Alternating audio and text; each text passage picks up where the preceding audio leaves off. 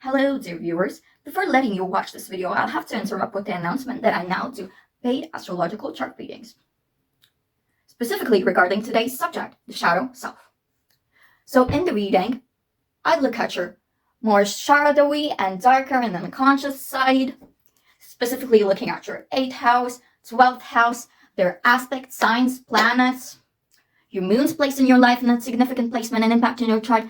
Same with your Lilith and Saturn, plus I'd look at all these placements, how they connect into your chart as a whole. And also I'll see how it's best to work on and embrace your shadow self, all depending on, well, how they work with your chart. So you're probably now asking, well, if this costs like $60 fucking like it does for other readers, of course it's not worth it. So, I am selling it for 10 euros per reading. So, yeah. Links on the screen, in the description. So with no further ado, pick your motherfucking pile. Hello, I'm Elias. Here I am Magica Venus. I am a trans feminine individual from Latvia, and as you can see, I probably do tarot. Probably. And today we'll be looking at your shadow side. So, as you can see, we'll be looking at the astrological design of it. By that I mean the shadowy traits represented by the zodiac, its themes of revolvement represented by the planets, and where the issues are most prominent, represented by the house. Then we'll be looking at the runes, current energy of the patterns, and then we'll be doing the fucking tarot. First we'll be looking at what to face, what to forgive, what to release, what to embrace, what to learn, what to seek, to accept and to know. But we also have an extended, and in the extended we'll look at how to face, how to forgive, how to release, how to embrace, how to learn, how to seek, how to accept, and how to know. And as you can see, I love it. And yeah, you can choose your pile now. You can use a pendulum to decide, which I usually do when watching pick a pile readings. You can go based off of the stone, which we have amethyst here, pyrite, snowflake obsidian, citrine, and here we have, I don't know how to pronounce that stone, aventurine, fuck it, it's a green stone that brings abundance, okay? Okay, and for the cards we have, as you can see, I hid the names of the cards, kinda not for some, but we have, maybe you can pick by the demon. We have Moloch, Lucifugia Revocale, I don't know how to pronounce that, okay? Halfas, Vapula, and Amon. You can go based off of that. Why did I pronounce that in a French accent? I don't fucking know, but here we fucking go. You can choose while pausing, but now we're gonna enter the fucking reading. Hello there, Padawan. And yeah, if you chose the amethyst stone, or the devil card, which was represented by Moloch, this should be your pile. So first, yeah, before we jump into the astro dice, I wanted to tell you why you might have chosen the Moloch card. So it doesn't necessarily have to be Moloch that attracted you, but yeah, the devil card. Or maybe it could have not been any of those, but Moloch is said makes no one worse off than ever before, tricks mortals into being bound, accepts child sacrifice. So maybe Moloch is someone you can work with to embrace that shadow side, to reveal it, to let it roam in the most sacred ways possible. Or maybe the devil card is here to tell you that your shadow side, one example is that it can be matter over spirit. The devil is represented by matter over spirit, the inverted pentagram. And the inverted pentagram, maybe you are someone who is a bit more concerned about matter rather than spirit. Or another example is to, maybe we are looking here at some unhealthy coping mechanisms that you use because otherwise nothing is at balance. Maybe nothing is at balance, and those coping mechanisms just make you, maybe they intensify that disharmony. And another thing is that maybe there are some addictions you're facing and you probably could be dependent on some stuff. Otherwise, you wouldn't be at all close to balance. And embracing that shadow side could be what could lead you to sacred harmony. And yeah, maybe your shadow side could be currently making you dependent on some stuff, but otherwise, if you embrace it, you could be at harmony. So yeah, let's put this card aside for now. And let's look at the astrological placements I channeled, which are Mercury, Aquarius, and 6th house. 7th house, South Node, and Taurus. So as Aquarius and Taurus make a square, which that was the 7th house. Okay. As Aquarius and Taurus make a square in the astrological chart, they definitely could be referencing to the stuff that, yeah, maybe you work in polarity, not in harmony right now. So maybe the thing that is, you either live with this or you live with that. And yeah, the Devil card also could be referencing polarity. And as we can see, we have Aquarius and Taurus here, which are definitely very polar signs, to be honest. And as Aquarius is energetic, it's quirky, it's productive, yet it's a bit rebellious. Taurus is very, committed, mature, maybe more lazy, yet it's not always like changing its position. It is grounded, and those traits could definitely be saying that you cannot have a balance when your shadow approaches. Like, you can't open up your shadow side completely without there being these polar traits.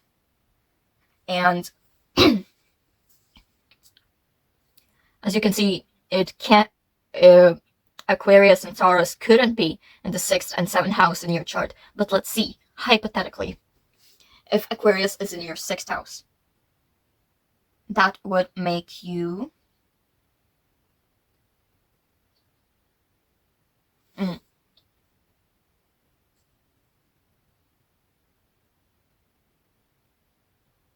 a Virgo rising. And if your Taurus was in the 7th house, that would make you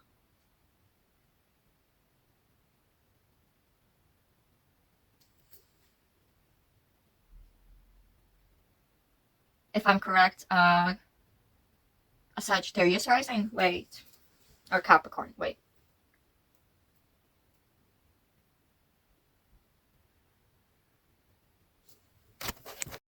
Guys, I'm sorry, I miscalculated. That would make you a Scorpio rising. So you could be a Virgo or Scorpio rising, but you could also be an Aquarius rising, a Taurus rising, or if these are like your tricky parts, the shadow side, that could mean you are actually an 8th house Aquarius, or an 8th house Taurus, or a 12th house Aquarius, or a 12th house Taurus. And that would make you, let me calculate. You could be a Gemini rising if your Taurus is in the 12th house.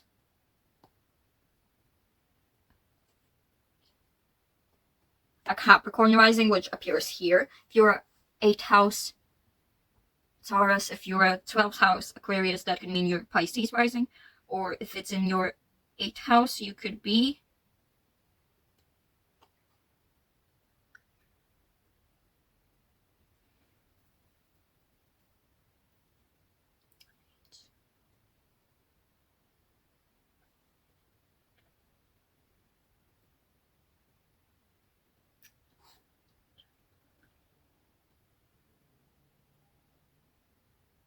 a Cancer rising. Okay.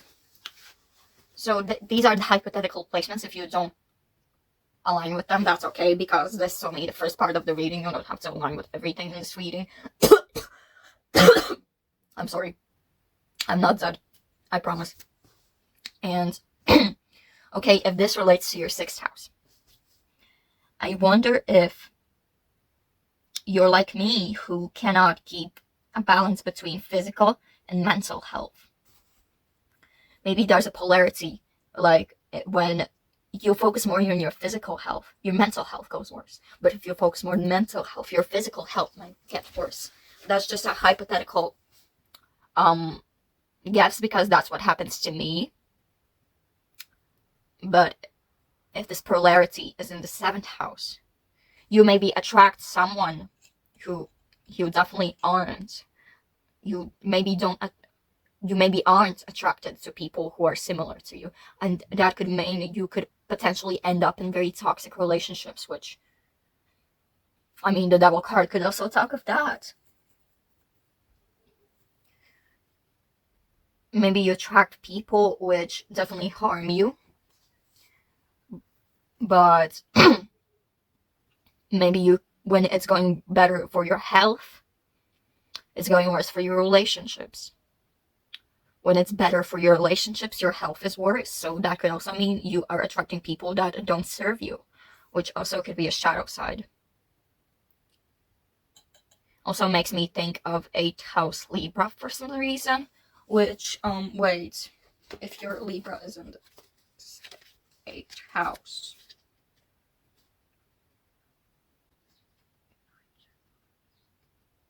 No, that could also mean your Pisces rising, which I mentioned, which, yeah.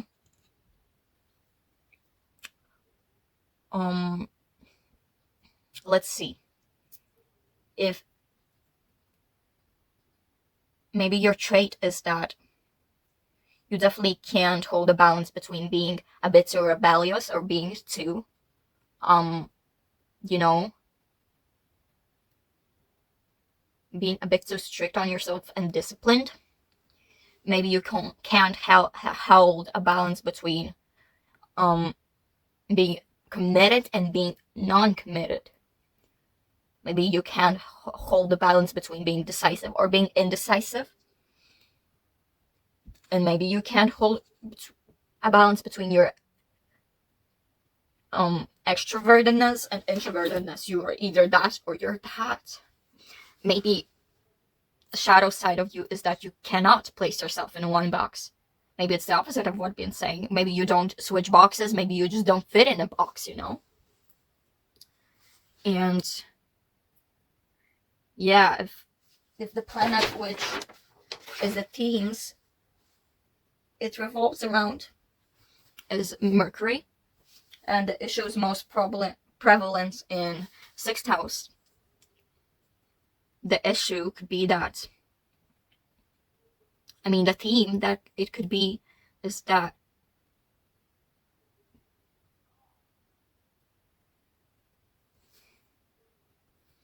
yeah, it could be your communication, or it could be around past wounds. Maybe you've been placed in a box in the past, and that could have made you like feel like you always need to place yourself in a box, that you always need to, you know, conform into something. If you're non-conforming, you have to perhaps conform into something that's non-conforming. Maybe you don't really feel like yourself because of past wounds, and the themes that could be there could really be prominent when it's about your health, your daily life, day-to-day routines, or maybe commitments. Maybe you can't commit to routines and they switch a lot. Perhaps because of the past, you aren't ready to commit for things, not even just for relationships or partnerships. Maybe you just can't commit at all. And maybe because of that, you're afraid of perhaps doing medicaments, routines. You're incapable perhaps of working a job for a while. Reminiscing of the past could be a trigger point when you switch around those. Yeah, maybe we'll see more when I move on to the tarot or runes. Now let's move on to the runes. So, current energy of the pattern.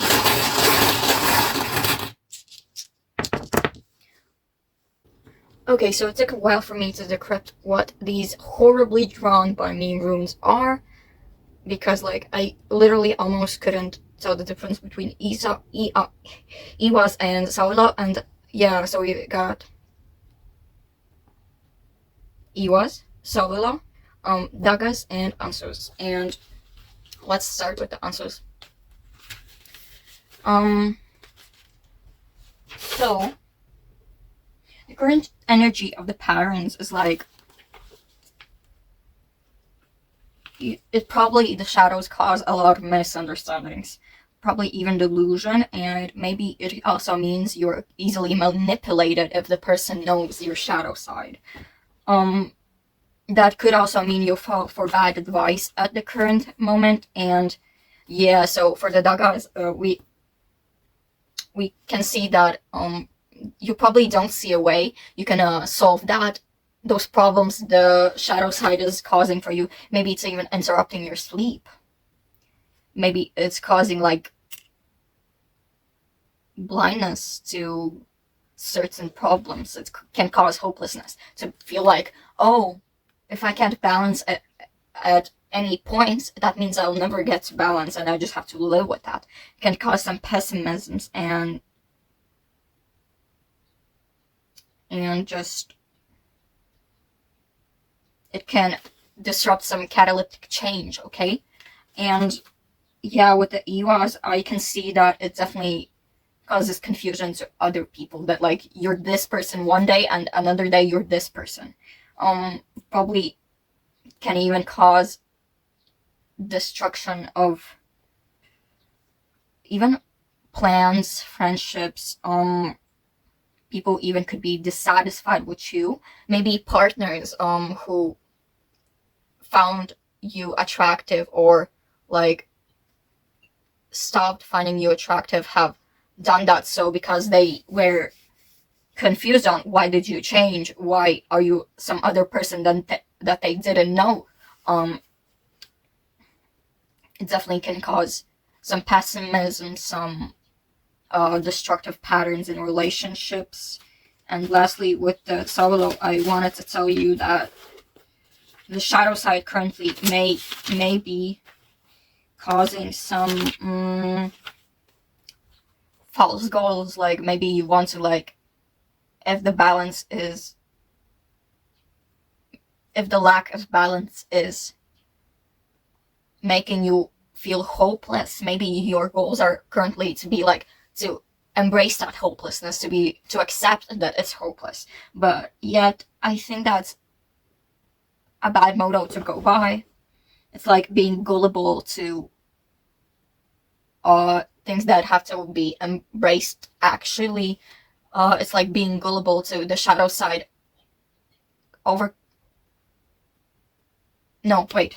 it's like being gullible to the fact that you feel like it's hopeless, so you just gotta roll with it. Maybe it makes you lose some goals and make you work less efficiently because you feel like, oh, I'll never achieve that because this, and that. But you have to realize maybe that shadow side can be embraced in a way that can actually benefit you and change for the better. So yeah, these were the runes and the astral dice. Let's move on to the tarot. Let me place these here. And the runes can go here. And by the way, I am interpreting as the shadow side of the rune, of like if it came out in a regular reading inverted, okay? Mm-hmm. And so now let's move on to the tarot, okay, we've got the tarot. And let's look at what you need to face. We've got the Two of Cups in reverse. let's put this card by Lilith. Okay, she's holding your card. We've got the Two of Cups for the question what to face. Then we've got what to forgive. Ace of Wands. To release. Five of Pentacles reversed.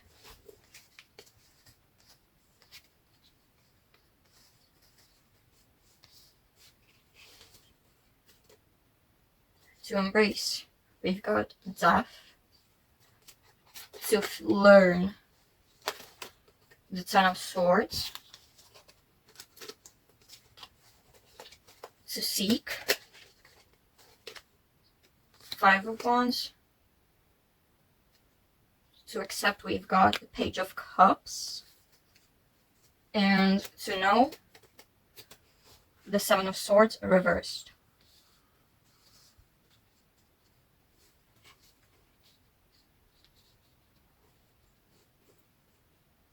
Okay.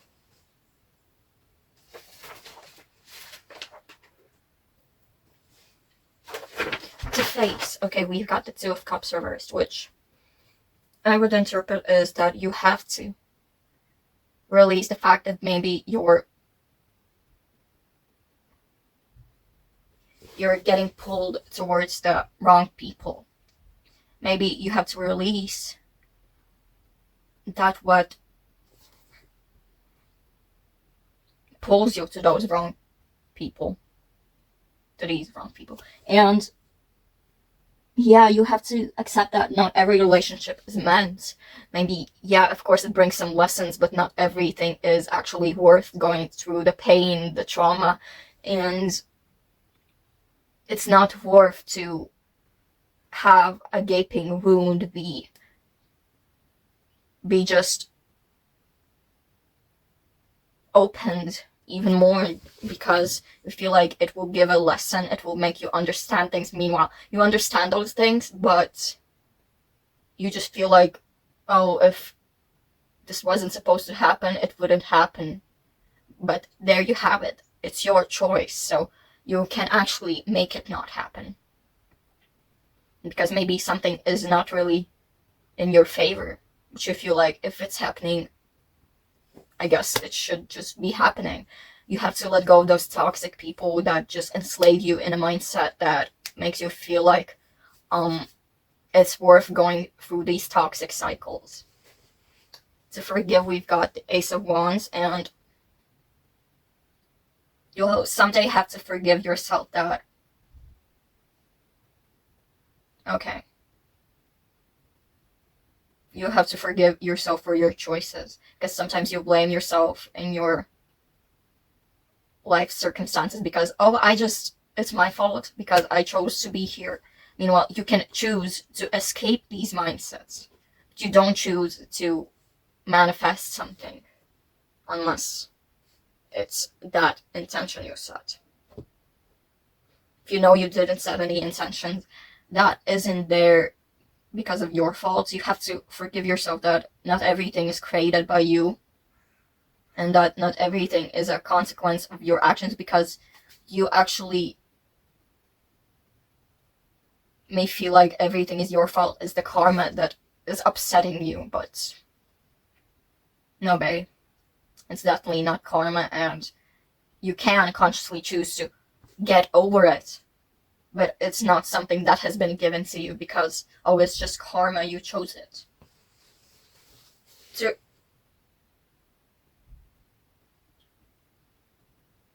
Wait. I read this one as release, and maybe that was actually not a mistake, so I will take this one as the to face, okay? I somehow confused those cards and read this one to release. Meanwhile, this one was meant to release, but okay, to face. This third card will be to face. Okay, to face. Your circumstances, they are escapable. Sometimes the circumstances are very unescapable, and you have to face and be grateful for the circumstances that have been given to you, even yet if they're not well, you can escape them eventually. You have to face that you've been given privileges in many spheres in your life, and that some people just don't get that lucky.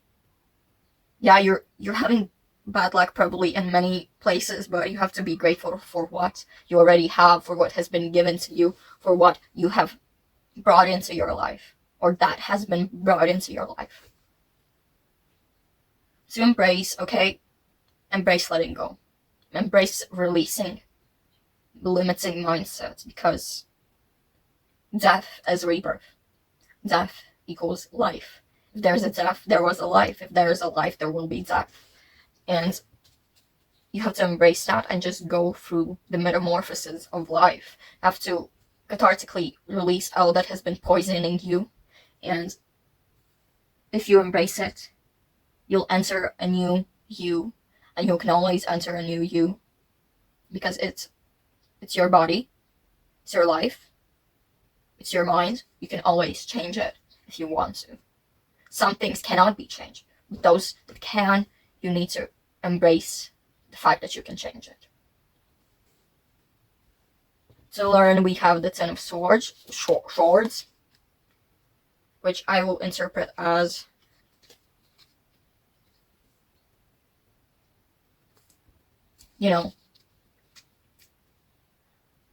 defeat is a lesson that that you definitely know. But not always giving up is the lesson that you have to learn. Giving up is letting down the potential hope. You have to learn that hope actually is important. That hope isn't just some...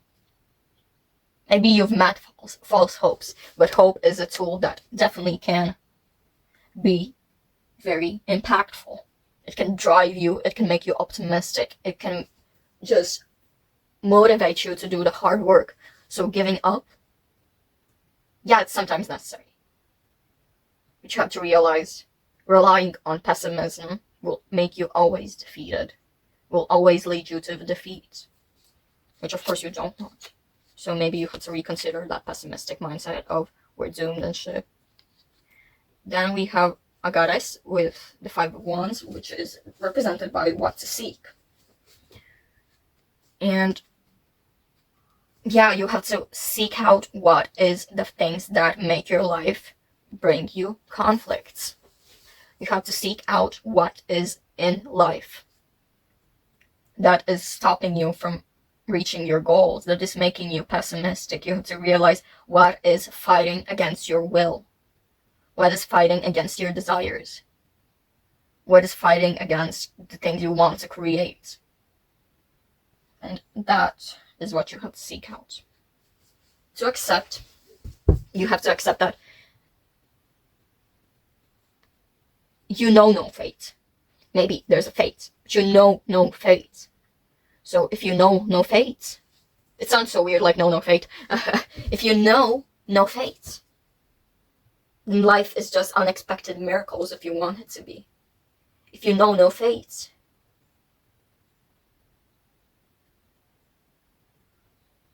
you'll just be wrought endless joy. Let that optimism sink in. Let that optimism control you, even if it ends up in disappointment, because you never know when you're gonna achieve it and when it's gonna be a disappointment. So why can't you try? You have to reconsider your values and see if disappointment in everything... No, you have to reconsider your values if doing nothing and achieving nothing is better than trying and having the chances to success. The keys to success will not always work, but it's better than not even trying, okay? And so no, we have the Seven of Swords reversed. There are lies in the world, and sometimes you can be tricked into believing the lies. But believing in yourself, that's never a lie. You need to know that belief is not the same as gullibility. And if you believe in yourself, that's not just being gullible to life. That's not being ignorant. That's not being just blind to reality. Belief is what holds us on. Belief is what makes us not give up. So truly, if you want something to actually go your way, you'll have to believe yourself. No matter how skeptical you are of everything, belief exists, and belief helps us get through. And that was all I wanted to tell you in this short YouTube version. I hope I'll see you in the extended, but this was all for now. I love you. Bye. Hello there, pile 2. If you chose the Pyrite or the Ace of Pentacles, which was hiding under the loose version of Kale, yeah, please don't make fun of my pronunciation. I don't know how the fuck to pronounce that. And I've already rolled your astro dice, so let's start with my cards in interpretation. Why I think you might have chosen this particular card. So the Ace of Pentacles. Your shadowy side might be connected to how you manifest things. Maybe you use some type of side of yours to manifest some financial abundance, and maybe your shadow side is what makes you so abundant. And yeah, so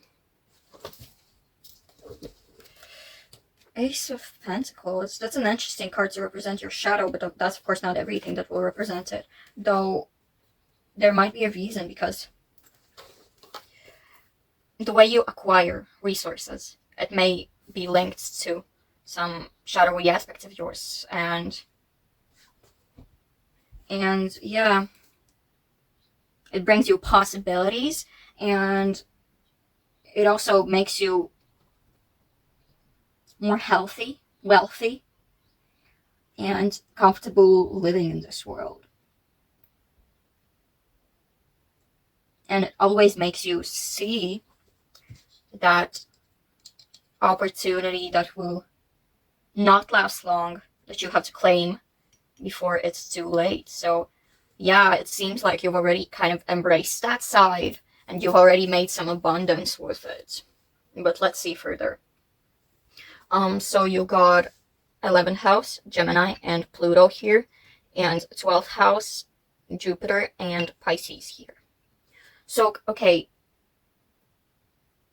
Gemini might be there since, you know,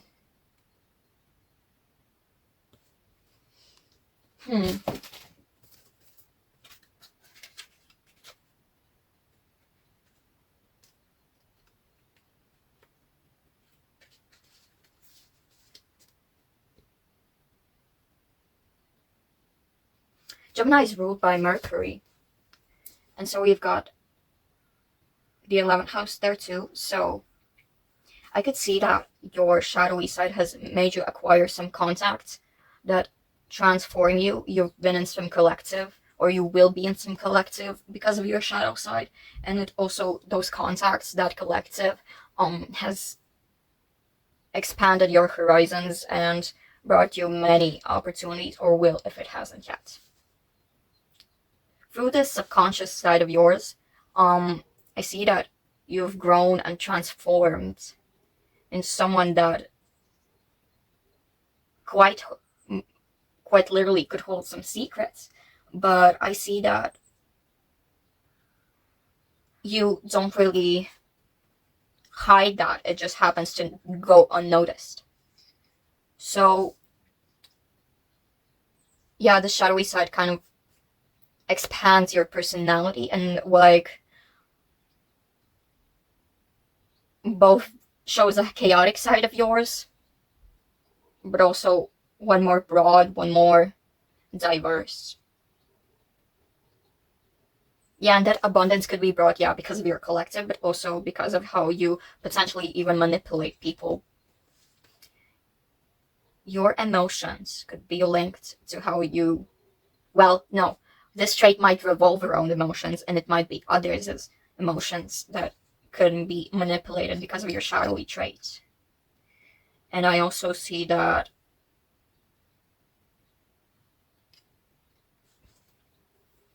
you might be a very playful but also mischievous person. And that has given you like this, I don't know how to say, status in your like collective. Your playful side is kind of like really touching to others, and people might not notice what it actually is about it that's impacting them so emotionally, but well, it really expands their trust for you. Okay. So yeah. Okay, let's just throw some runes, okay? Okay. So, these are my DIY self-made runes that look ugly, and sometimes I can't even differentiate some of the runes from other runes.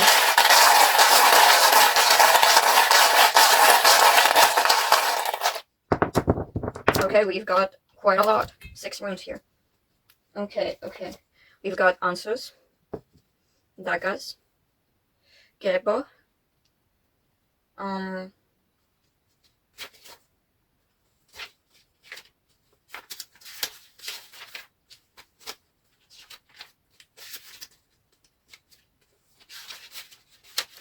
we've got Conan. No. The fuck am I talking about? That's Yeda, okay? That's Yeda. Why do I have 2 Gebos? Wait. Oh no. See, that's what I'm talking about. That's for fuck's sake, and now this, I think.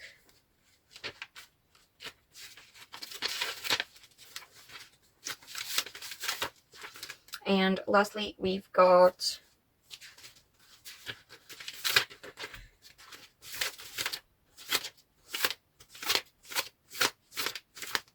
Legos.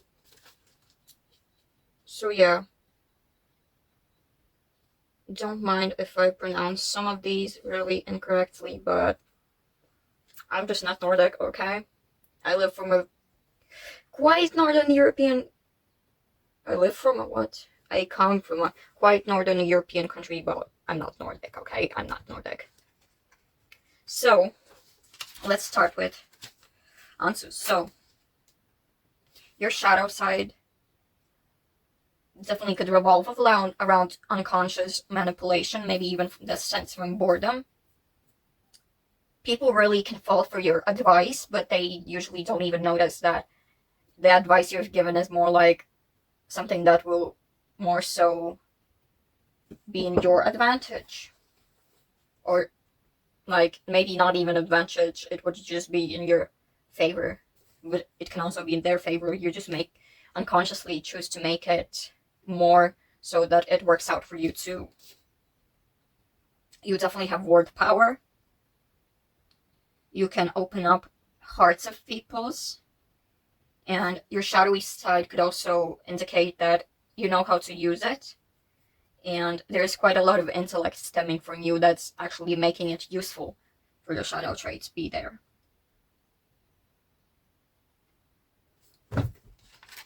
Okay, then let's move on to Dagas.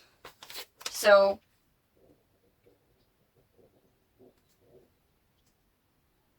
you can actually, your charm can cause people to have a lack of vision, some like blindness to some problems. You can both motivate with that, but you can also just make the people think that, oh, there's nothing wrong with you, or you can just blind them to some issues.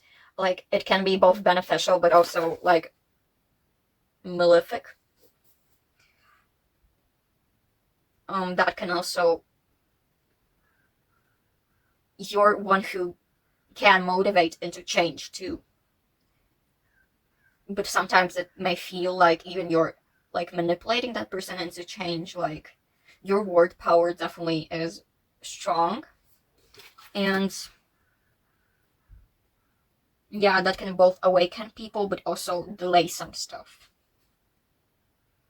You can kind of shift reality because of your shadowy trait, but yeah, you can bring both false hopes but also positive hopes to people. Okay, so for the Gebo,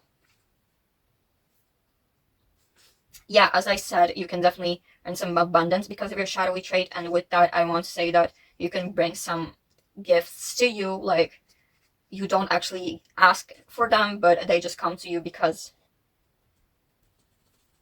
the person, the people can realize that, oh, maybe this will really benefit you, and they want to give this person something nice, as well as it can bring some sacrifice towards you.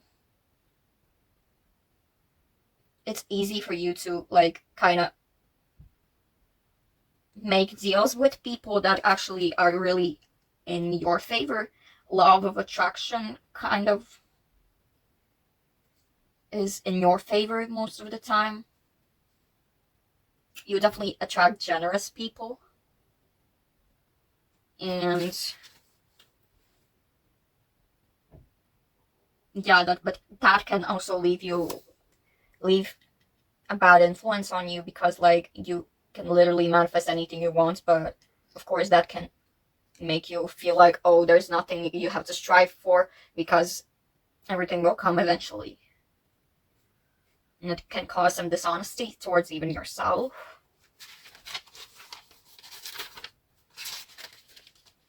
So, um, your sense of time is kind of wicked. Um, you definitely don't think time is linear, and I don't either. And you take advantage of that. You have like this deep sense of intelligence that it's really it's really like captivating, it's mesmerizing, and you definitely could be really in touch with the earth and in touch with like literally any orbit that's surrounding us.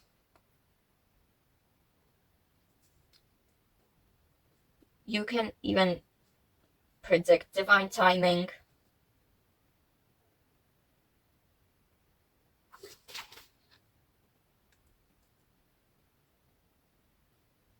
But this also kind of sometimes makes you regress. Okay, okay. So for the logos, um,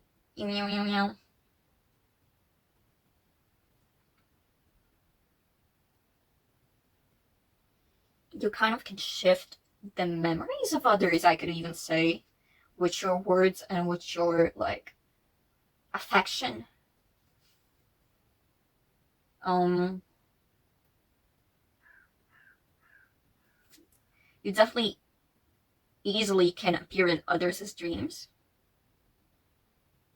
and people probably fall for you very easily, but you maybe don't even notice it.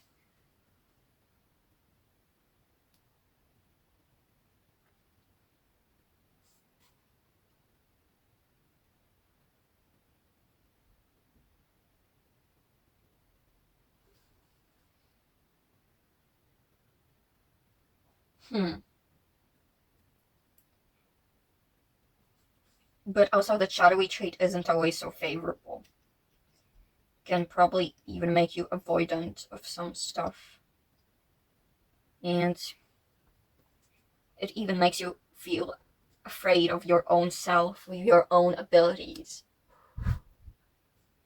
And, you know, you probably aren't even sure of your own moral stability. And sometimes you kind of hate yourself because, like, you're kind of poisonous, you're contagious, your energy feels, you feel that it's impacting others toxically. But please don't beat yourself up, okay? Okay. And lastly, for now, this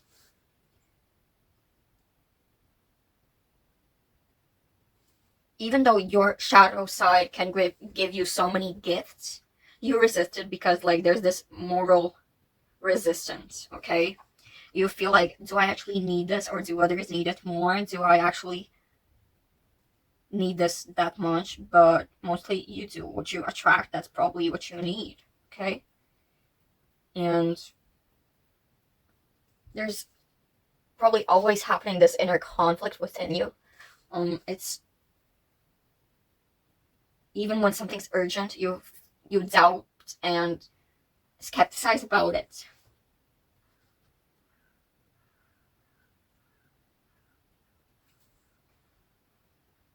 You also have this creative friction, like your imagination is strong, but you don't know when it's actually good to implement it in your reality. Your shadow side could also be really making you strive for growth, but it's also creating distress, but yet you haven't realized that the short pain will be for long gain, okay? All that's left is to be resilient and to truly know everything clearly and to gain clarity on your own, okay? Now, let's check the fucking tarot, which will be the last section in our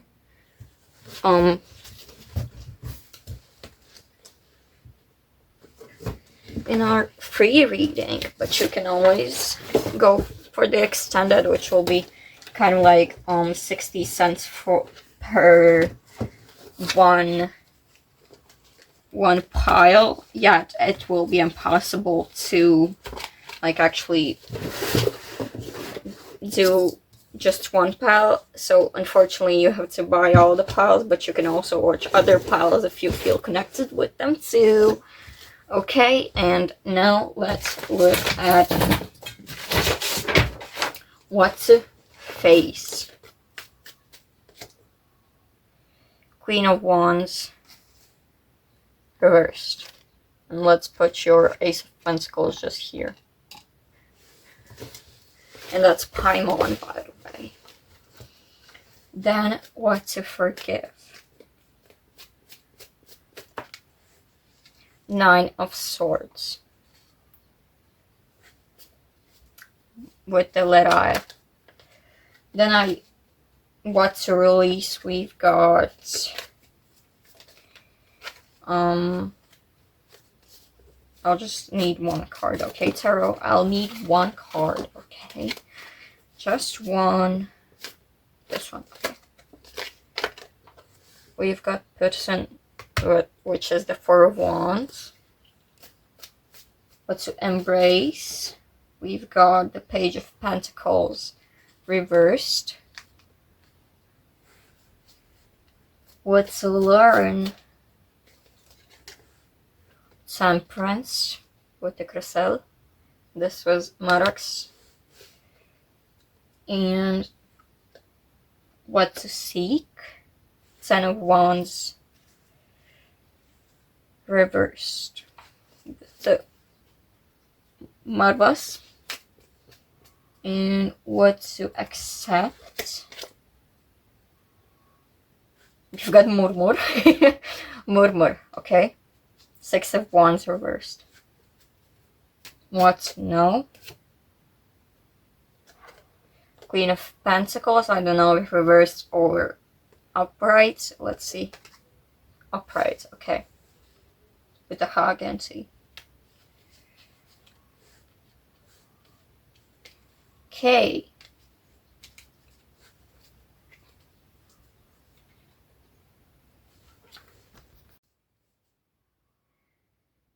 Every tarot reader needs to pee sometimes, so I went for a little pee pause, okay? And I drank some water so my voice doesn't shut down. So, what to face? We've got the Queen of Wands reversed.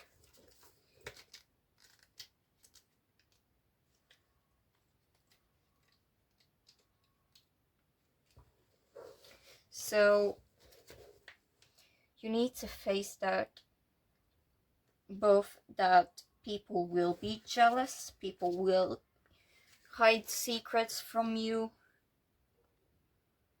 people will repress their thoughts of you, and sometimes it will even be dangerous. So you need to, by embracing your shadow side, you can prevent that. You can, with being, not being like that yourself, you can prevent others being like that, okay? So yeah, you have to face that. Yeah, you might get jealous sometimes, but jealousy is not good for you, okay? You can be inspired, you can be grateful for others, but jealousy can also bring them harm, not just you. You have to face what you've been hiding, and is it really that it needs to be hidden? You need to release what's been repressed, to face the fact that it can get dangerous if you don't have clarity over your own soul. So what to forgive? We have Nine of Swords.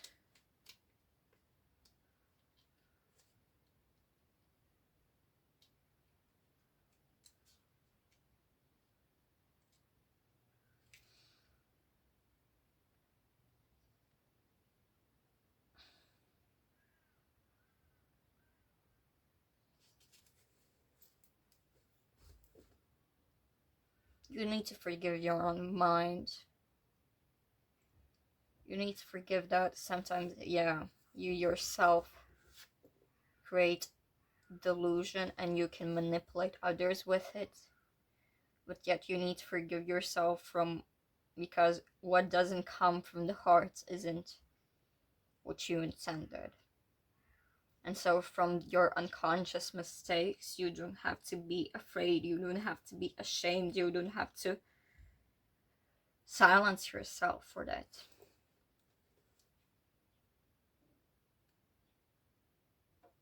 And you have to move past old wounds. You need to get your mind sorted out to forgive yourself.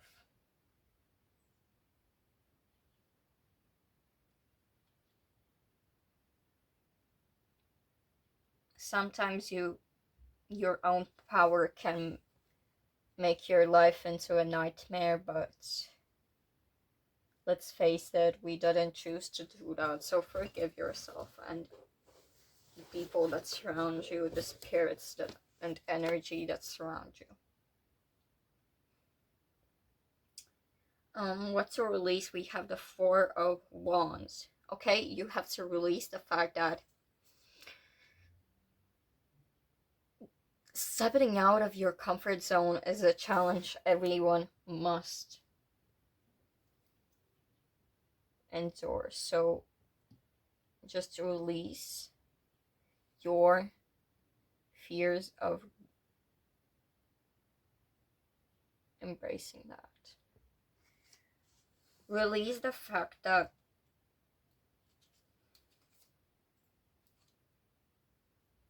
peace will not always be there for you. And bliss will not always be there for you. In fact, it's better for a person to endure every kind of emotion rather than to just be blissful and ignorant. You have to step out and expand your horizons, or else your life will never change and you will still be in the same wicked patterns. So release that rigidity in your routine, release that fear of the unknown, and yet you have to embrace the Page of Pentacles reversed.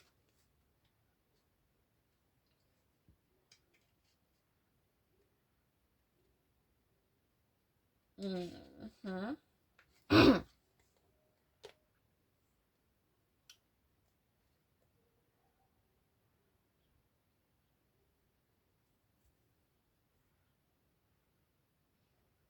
Embrace the fact that the shadow side will not always be all dark, mysterious, and edgy. It can be shallow on you, it can be vapid, it can be uncaring towards yourself and others. Yet, you have to embrace that everything a human does and everything a human experiences will never only be the lights of life. And embracing the shadow side will also make your senses sometimes feel so evil, shallow, careless. Yet it's okay. It's okay. It's just the shadow. It's just a wilderness inside you.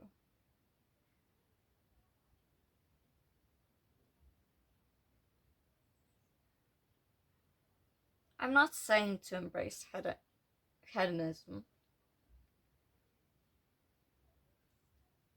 yet a part of that philosophy is something I truly advocate for.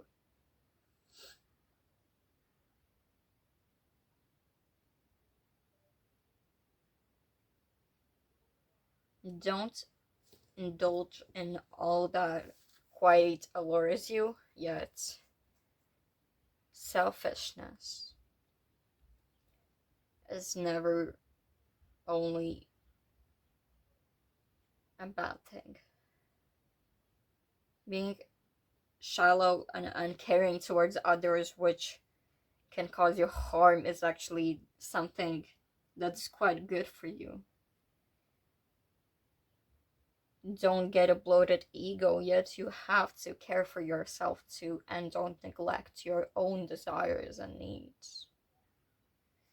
And to learn temperance.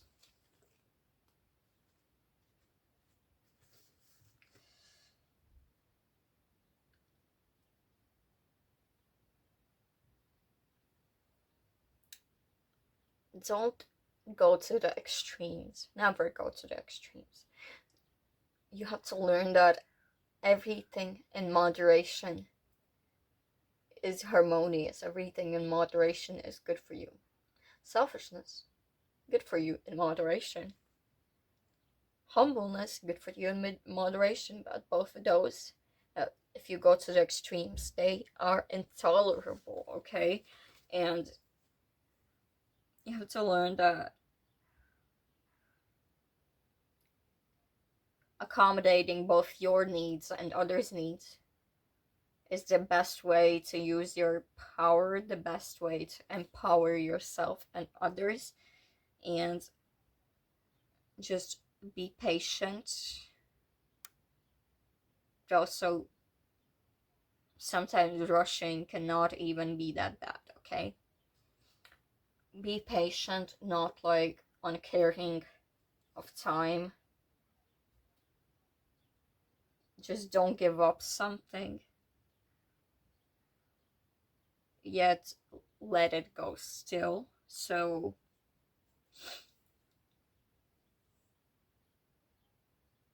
yeah.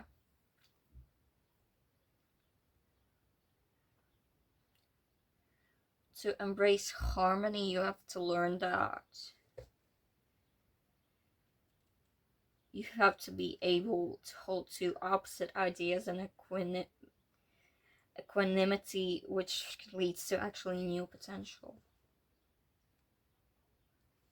And something to seek is the Ten of Wands reversed, and let's just say that straight up. Never hold the responsibility only on your own shoulders. In fact, when it's available and when it's actually good, please hand over the responsibility to others too.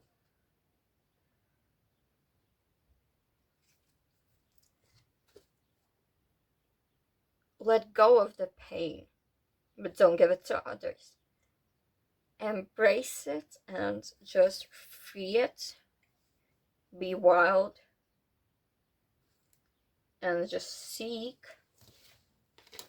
anything that will relieve your life. But don't spoil yourself until it becomes oppression.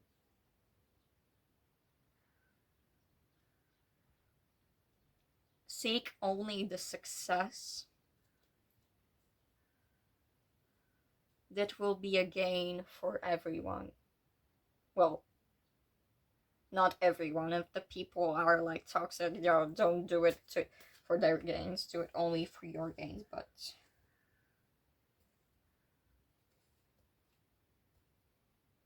seek a conclusion of your own burdens. Okay. And something to accept is the Six of Wands reversed.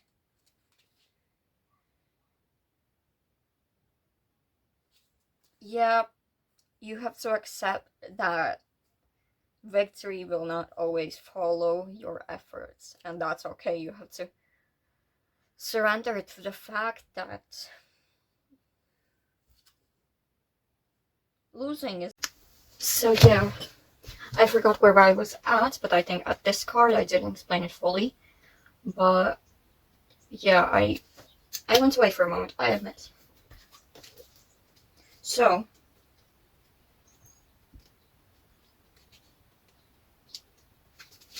for the Six of Wands reverse, I think I didn't mention that it was to seek, right? No, it was to accept. Well, yeah, I hope I won't repeat what I already said, but if I do, I'll just cut it out, okay? And yeah, for what you have to accept about your shadow self is that not everything will bring success or glory towards you, and you have to just accept and embrace it, okay? That's how you get initiated into like manifesting the ideal life, you know? If you accept everything as it is, not just the things that are positive, that's not to be like, I'm saying you're unappreciative, but just don't be bashful on yourself, okay? Losing is not a bad thing. In fact, it's just a thing we can learn from. We can get a lesson from that always. And yeah, you have to accept that envy is really not the way to go.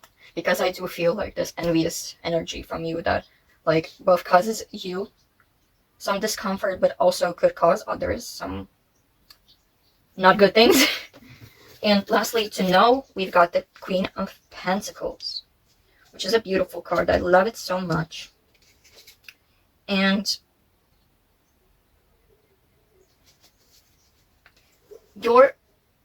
if you embrace your will, you wield power over all that is seen, felt, and touched. When you know your worth and you embrace the one who you're meant to be, the one you're most comfortable with being, you enter the like divine essence of comfort that would bring you both abundance, just magnificent gifts to you, and just everything that will come to you will be just nurturing of your life. And when you embrace both that shadow side and also the light side, that's when you've manifested the essence of being who you are, being the authentic self, both in and out. So yeah, that's everything for the free section of this video, but if you want to go on to the extended, I would really, really appreciate that. It's for very cheap, to be honest. All 5 piles included, that is €3, and that's like 60 cents per fucking pile. So yeah, please, if you want to, just support me. And if you can, of course. And then I'll tell you how to pursue all of these things: to face, to forgive, to release, to embrace, to learn, to seek, to accept, to know. So yeah, thank you so much. I hope everything resonated. If it didn't, you can always choose another pile. In fact, there's 5 piles today. That's all for the reading. Thank you. I love you. Hello there, pile 3. If you chose the Snowflake Obsidian, or the 2 Swords, which is in this deck, the Hellfast card, this might be your pile. Probably is if you chose it so intentionally. Okay, so a reason you might have chosen this pile, well, the 2 of Swords obviously is about 2 distinct choices that, and most times, you can decide between. And maybe your shadow side is kind of like a part of you in which you are really indecisive about. And you sometimes maybe feel like, do I embrace this or do I suppress this? Maybe it's also like your shadow side can bring you some choices that are not really pleasant in each case. In both cases. And yeah. The 2 of Swords. Well, maybe you have multiple faces, like if you're two-faced, and that's one of your shadowy traits.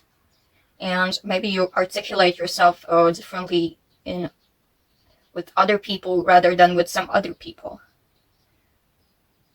Your expression might be very dual, and yeah, you're either really indecisive or you really have to consider something a lot before choosing.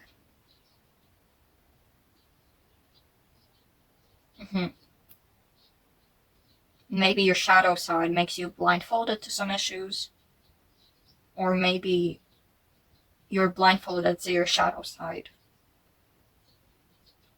Okay, take that as you wish. So first let's grab the astro dice and let's see what are the astrological placements of, like, not your chart, maybe it is your chart. So if it really aligns with your chart, that's really pleasant to hear. Glad I even channeled some of that energy, but we're mostly looking at the traits, the themes around which this trait mostly revolves around, and where the issue is most prevalent. So for the traits, we have Capricorn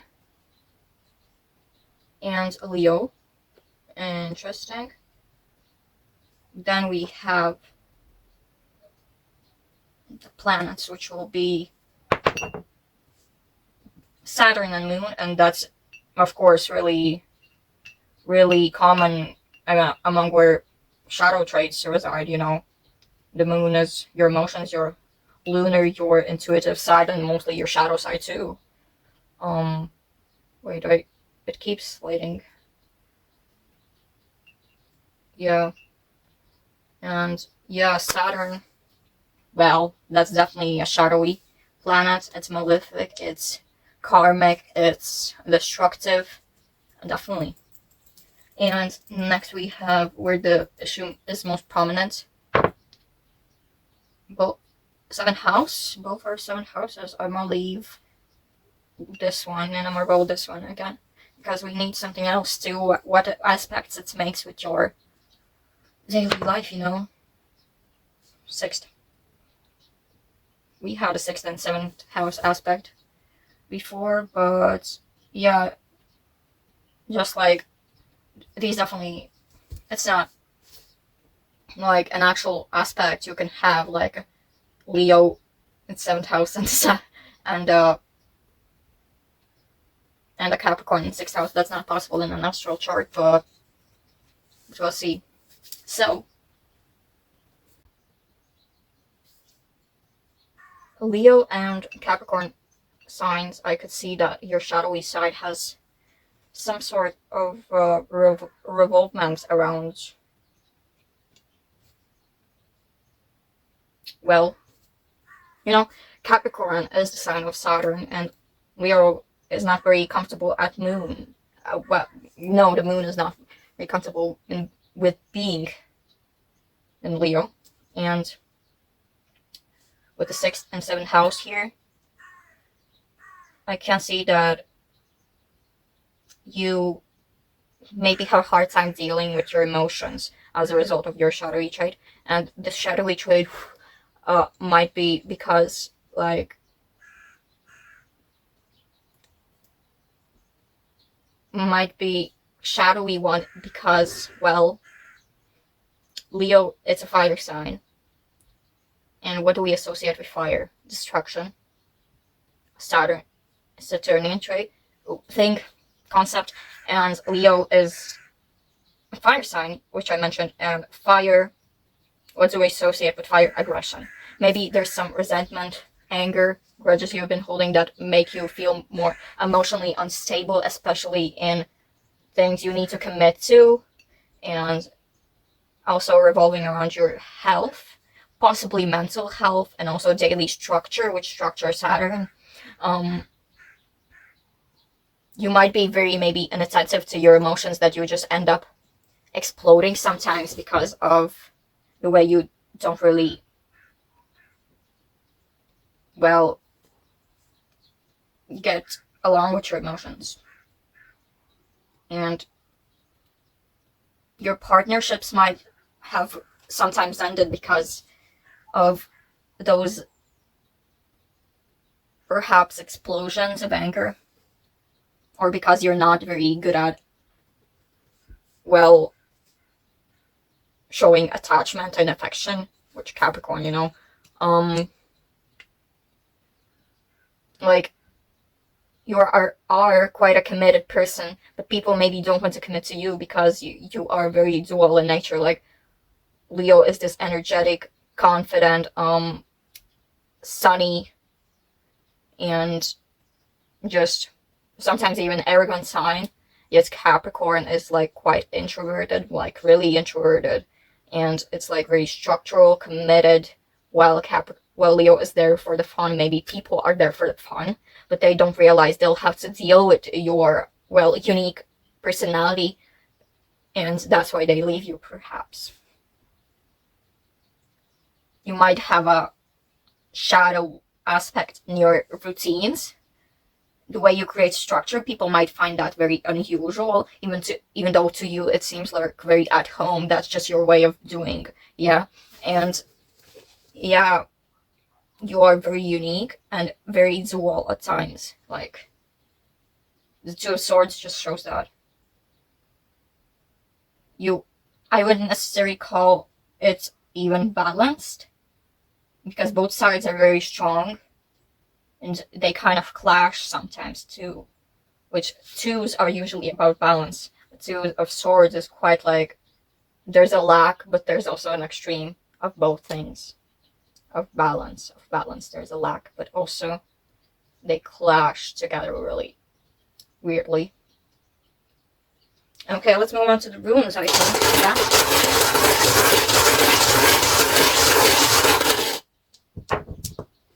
Okay. We have the unfinished Berkana rune, which I colored it in because that was easier. And we have Raida. We also have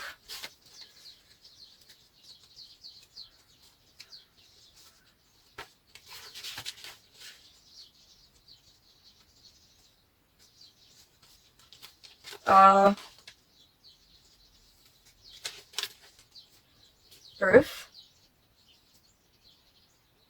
and Conan, right? Right.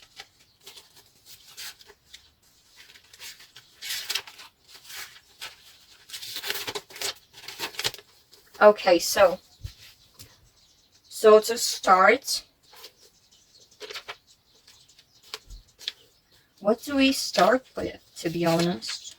I'm not sure. I'm indecisive in your pile, because you are quite literally the same. Why not? Let's start with Conan. Your shadowy side may, kind of like, Conan is about torches, illumination, knowledge, intellect. But yet when it appears in its shadowy side, we get disease, decay, break, instability, inability, ignorance, arrogance. So your shadowy traits might bring a lot of, well, darkness to your life, okay? That's the only way I can explain that. Like, the illumination, it kind of hides your best sides, and it makes your life more unstable, and perhaps because you don't realize that it's your shadow you're dealing with, you're just sometimes become, well, arrogant. Maybe you over-conceptualize over many things, but I also see that, well,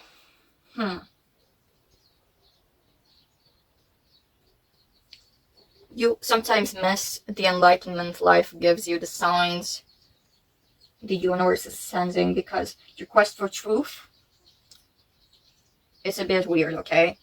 You might be searching for it very not in the right places, let's say that. So, but your shadowy side maybe will be embraceful, and you'll be maybe able to embrace it fully when, you know, you learn some occult secrets, and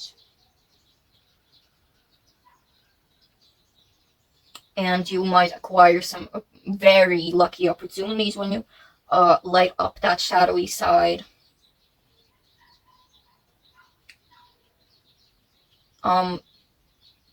Yeah, learning about your shadow can also bring you new info about the world, not just yourself. And okay,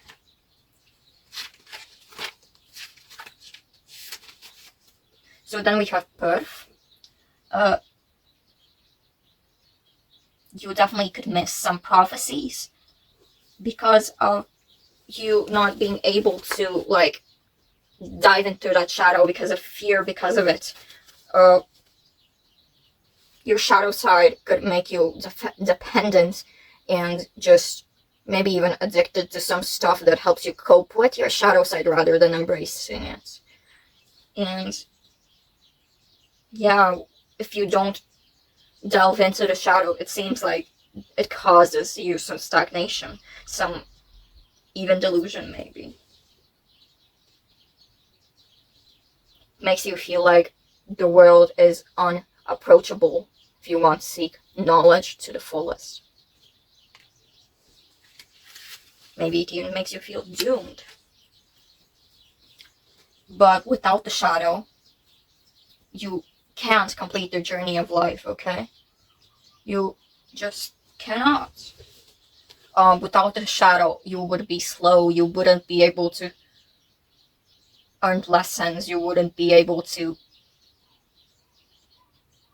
seek higher truth, okay?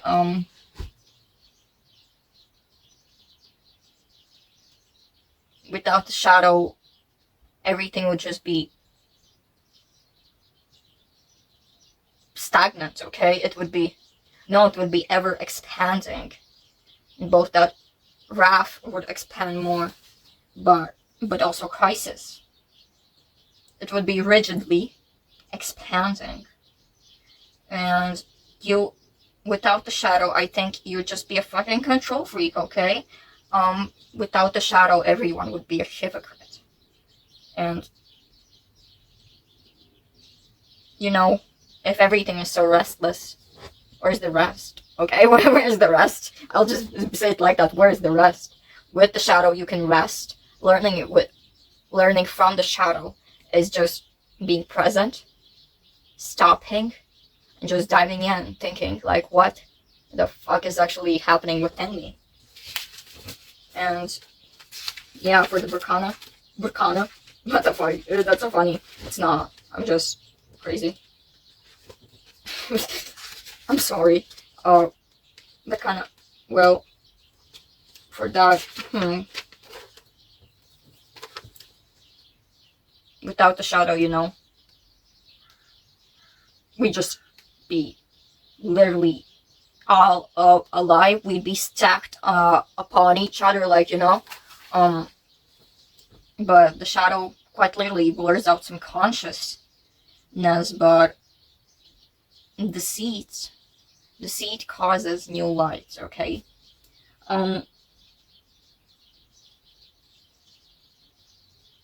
Maybe your shadow side quite literally makes you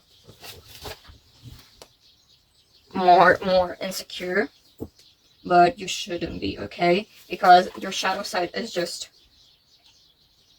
a part of life you can't escape. It's like your shelter that you kind of like, everyone kind of disapproves of, but it's our shelter. It's our liberation if you embrace it. It's our sanctuary, okay? The secrets we learn with the shadow is just pure wisdom, okay? Silence is wisdom. It's safety. And the shadow side can make us more independent, especially if we seek the higher truth. Yeah, and your shadow side, I see that you've been healing it quite a lot lately, but continue. There's no giving up right now, okay? Keep on pushing to learn the higher truth. Now, maybe let's go into the tarot, the last section.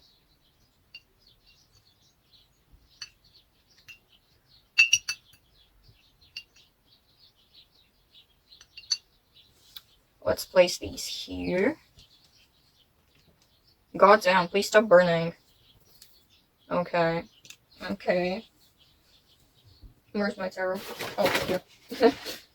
So, let's see. What is something you need to face regarding your shadow? The Queen of Cups reversed. Something you need to forgive about your shadow. Three of Pentacles reversed. That is something you need to release. Some concepts about your shadow you need to release. Okay, I need to draw another one because, yeah. Well, okay, the Lovers. I see. And to embrace.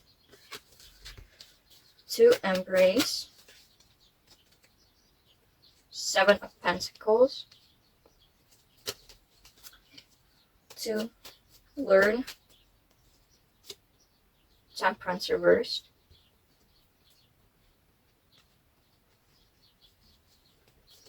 To seek.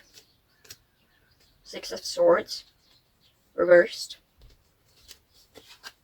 To accept. Page of Cups. And to know. The Four of Wands. So yeah, I'm back, pile 3. Are you pile 3? Let me check on.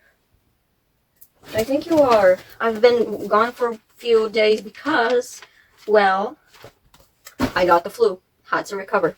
Now, yeah, I'm back.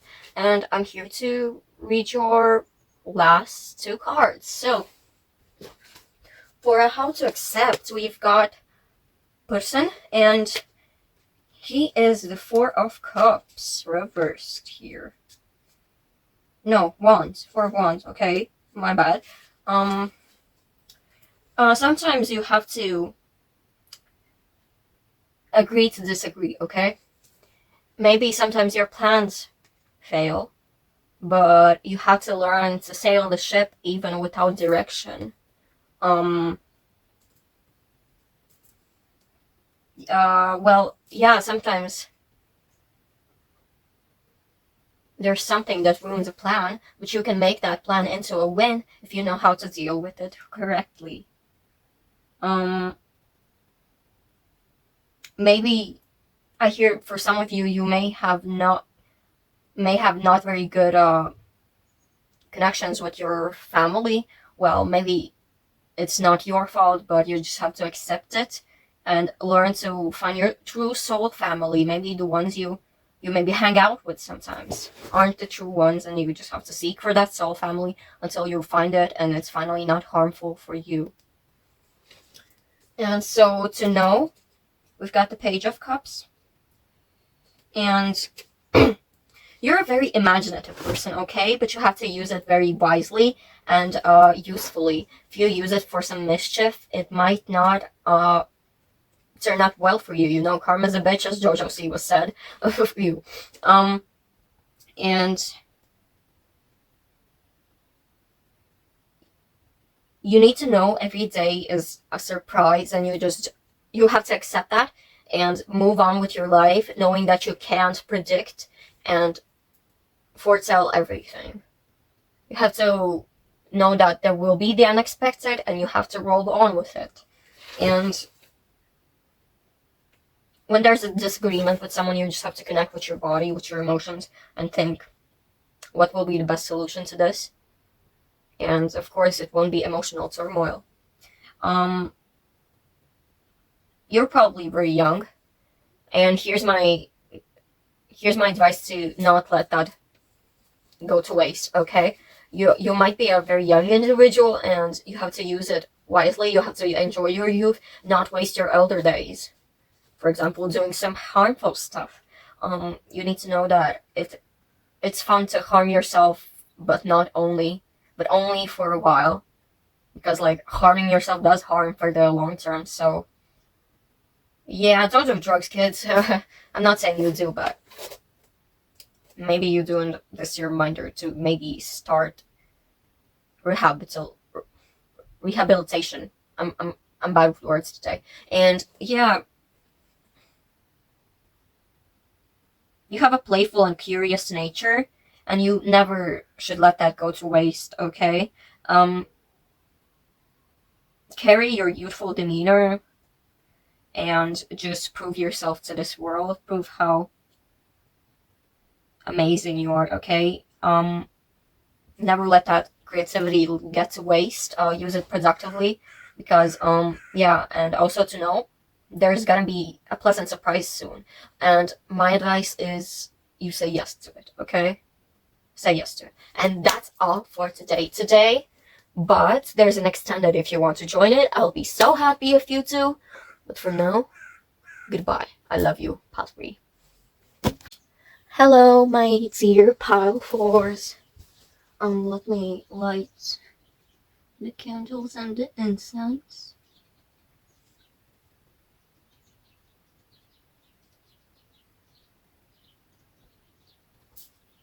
And yeah, if you chose the citrine or the world, which was hiding under Vapula, this must be your pile.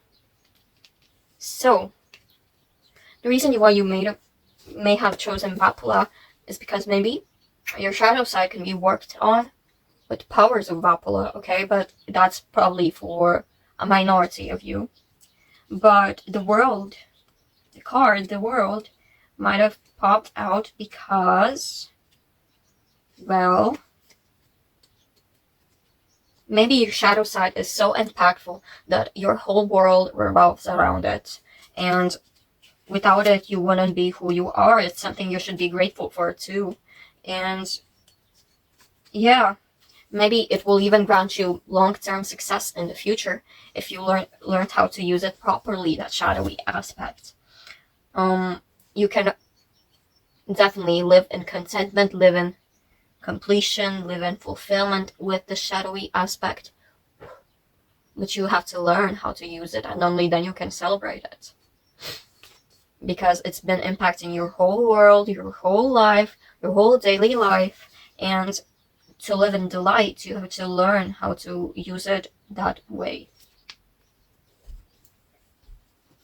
But yeah, let's start with the astro dice.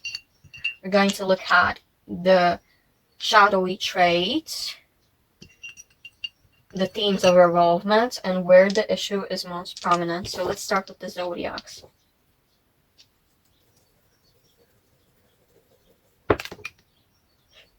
We have Libra and Aquarius. Okay. For the themes of revolvement, we have Saturn and Jupiter, So basically both expansion but also banishing. Also the malefic part of Saturn, and also the benefic part of Jupiter. Wait, let me put on the color sides. And the issue's most prominent place where in your life it impacts it the most is the 4th house and the 11th house. Oh my god, I lost a lot of data, so I have to restart this section. So yeah, we have Libra, Jupiter 11th house, and Aquarius, Saturn in 4th house. Yeah, okay, so your shadow side might be related to like family issues or social issues. It definitely takes a big, definitely takes up space in the way you interact with your local community, with your family. Maybe you have a strong sense of independence, but yet that makes it hard, for example, to get along with your family, to get along with your friends, community, groups. Or maybe you're even people pleasing. You try to be so nice, but you end up people pleasing and leaving no space for yourself. Maybe you're a rebellious person and you have no sense of discipline, which Saturn rules over. Maybe that discipline seems like so avant-garde to others that they don't seem to understand you, that they think you have no sense of structure, yet your structure is fluid, not like rigid. You may have a hard time like balancing out the things you give to others and the things you give to yourself. Maybe you are so people-pleasing that you just don't leave anything for yourself. Maybe people find you annoying because your shadow traits. Perhaps you've always had a problem with accidentally starting a lot of arguments, but I see where you're coming from. But it's just people find it hard to understand your viewpoints and why you're so stubborn about the things you fight for.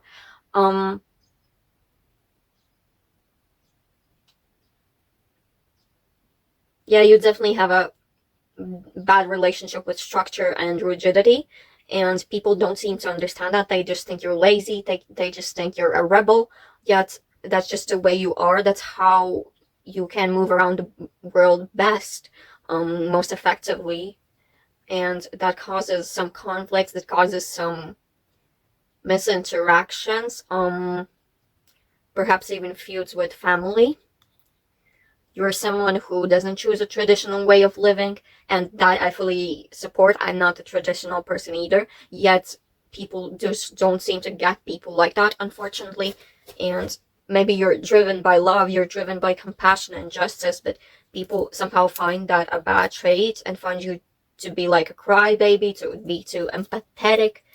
Yet, bro, those are such normal things and exactly should be perceived to be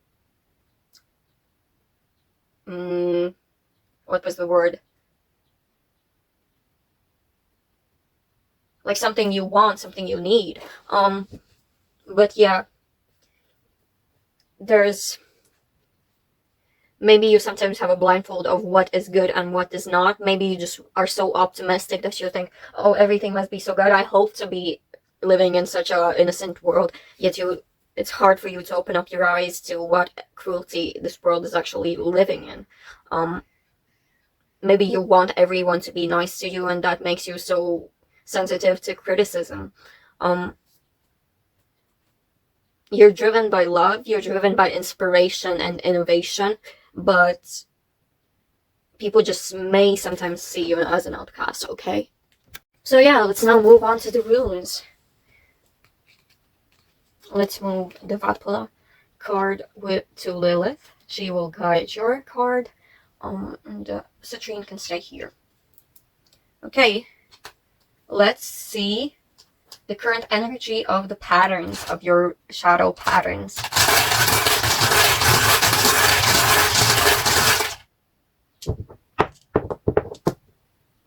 Do we we have 7. Okay, we have 7. A longer part for the runes, I guess. Okay, so we have Elias. We have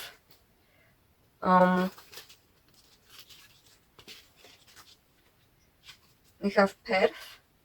We have, I think that's Notice, no? Could be. No, that's Nagalas. I'm sorry. My memory.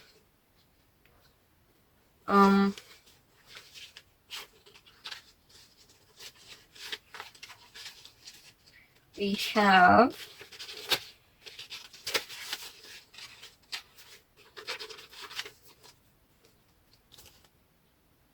Gebo. We have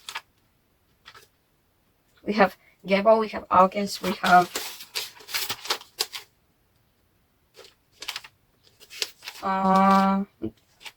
Nagalas, we have Isas, Lagos, and Bev, and lastly, Wunjo. Okay. Let's put them this nicely here, because we have a lot of runes today for you. You're special, you get 7 fucking runes. How do I put them here? This will do. Okay, let's start with Wunjo. So, the current energy seems that it's preventing you from experiencing the fullest joy you can with living in this shadow. It's probably creating some unnecessary strife. Maybe you feel alienated from this world because of your shadow trait. Yeah, maybe you're even blind to danger because of your shadow side, and you're easily deceived or betrayed.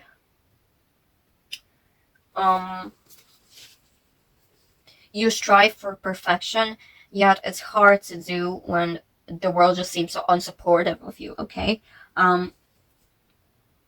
You always are afraid of whether or not you're correctly applying lessons, or will.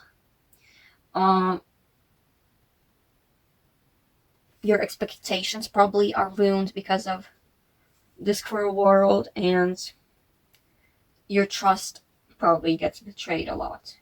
You find it hard to live in harmony. Okay, so yeah. Once you start seeking out that shadow, which I think you already are starting to seek out, because you're watching this video, I think you will feel like, okay, I'm doomed. I'm not gonna survive like this.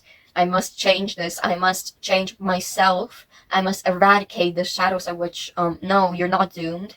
You just have to learn how to apply it correctly, and as if there is a correct way, the most beneficial way, okay?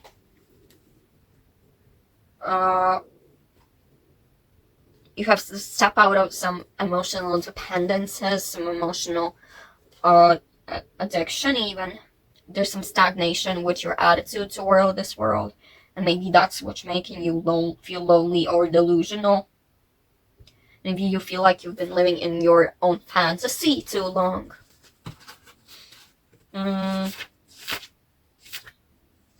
So Lagos, yeah, you're definitely full of love, full of light, full of inspiration, emotion, dreaminess, yet that energy, it's making it hard for you to face reality. It's making you feel as if something is your fault if it goes wrong. You feel like you lack purity, and this imaginative, like, blame for yourself is definitely, like, crushing your expectations a lot, crushing your sense of self. Yet these fears, they come and go, like, they are circular. They go in circles, and one day you feel like you've done progress, Yet the next day, you feel like, oh, I'm a total piece of shit. How can I not know how to do this? But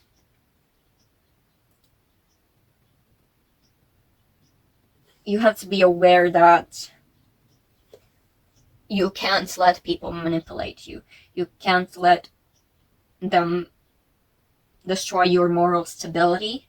You can't let them feed this poison to you that everything comes in love and life and love and light, unless you don't accept it that way. It's not how life works. Life is full of hell, but it's not your fault. It's just something you have to embrace to fully understand this world to the fullest, okay?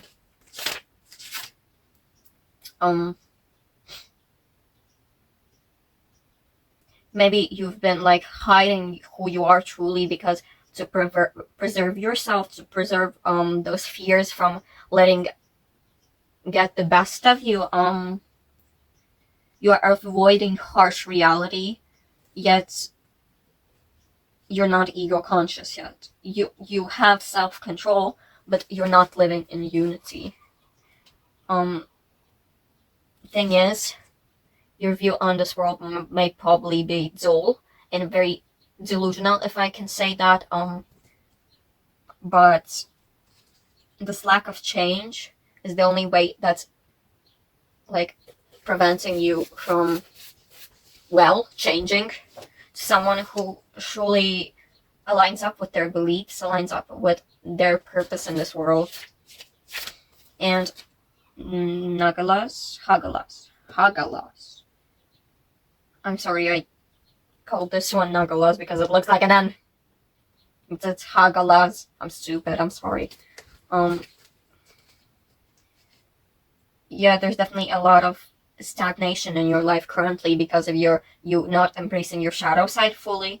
Yeah, and definitely things are not polar. They're just the extremes of both sides, not like balanced out in harmony. And you feel like there's nothing to grow for, but there is, bitch. There is things to grow for. Yeah, you probably have rigid ideals, rigid structure of thinking, yet this is a crisis that can be changed, and it's by embracing your shadow side. And I love how that candle almost ended. Okay, Gebo. You probably give others too much and receive less than you would ever give yourself.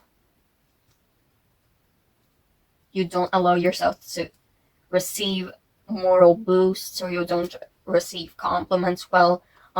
You have a hard time receiving gifts even, but that's because you have a low self-worth, okay? You feel like you'd be called greedy if you do, but yet that's what's leading you up to loneliness. If you're giving everything to others without receiving, that won't be a reciprocated friendship, okay?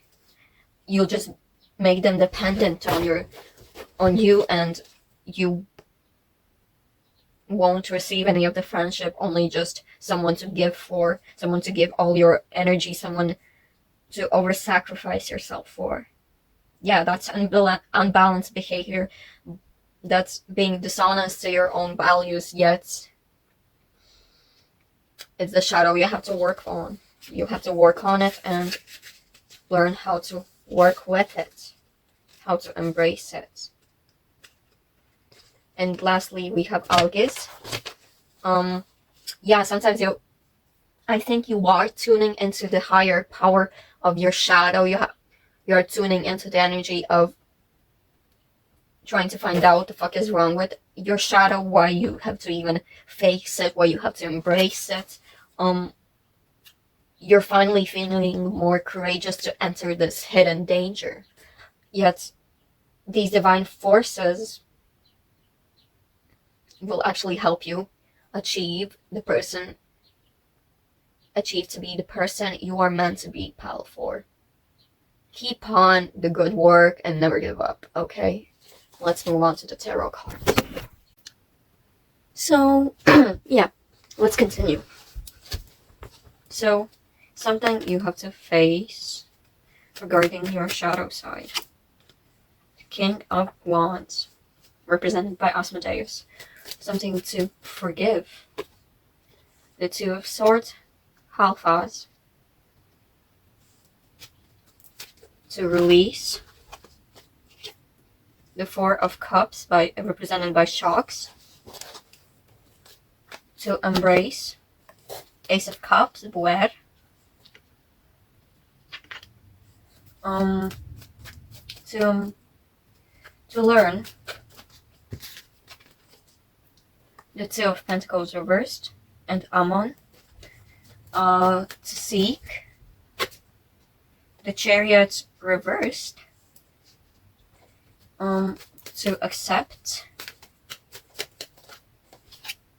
The Three of Pentacles and Orobas.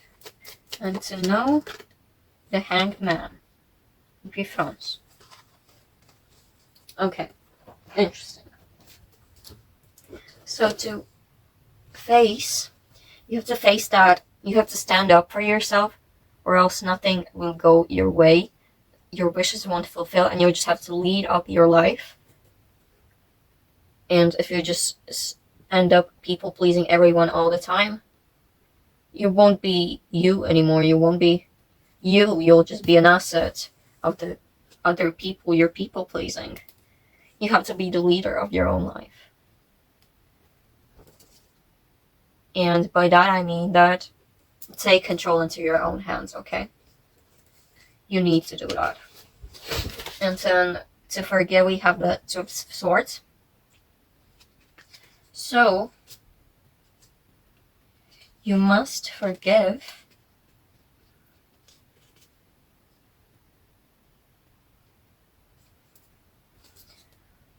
that you've been blindfolded. You have to forgive yourself that you've been putting out this narrative of everything being so innocent.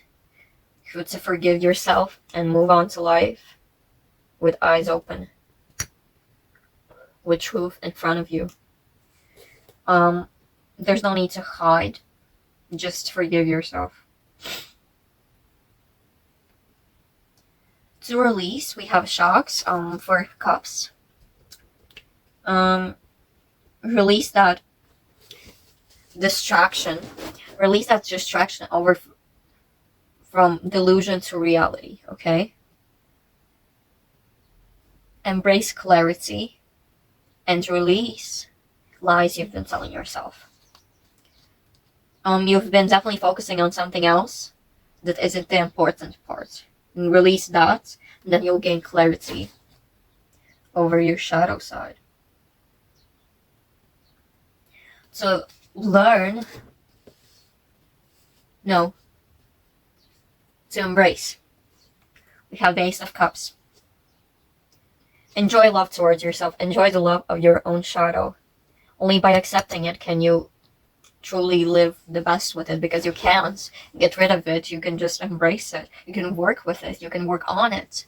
And yeah, embrace the joy of your own shadow. Embrace being open towards it, being vulnerable. Have your heart forward and be ready for nourishment, abundance, emotional fulfillment if you do. To learn the Two of Cups reversed. Pentacles.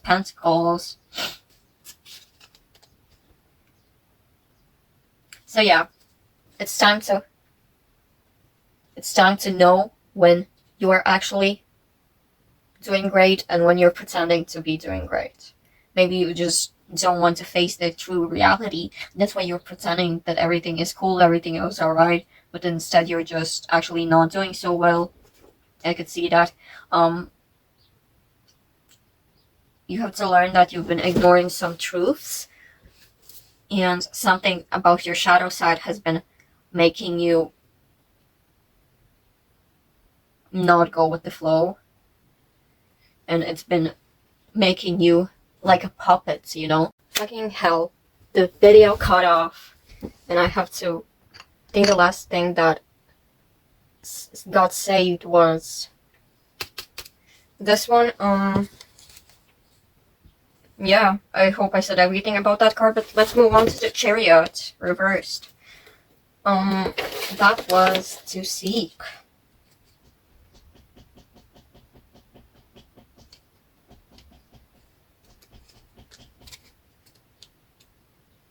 And Chariot reversed. It tells you to seek out that higher truth. What have you been misguiding yourself about?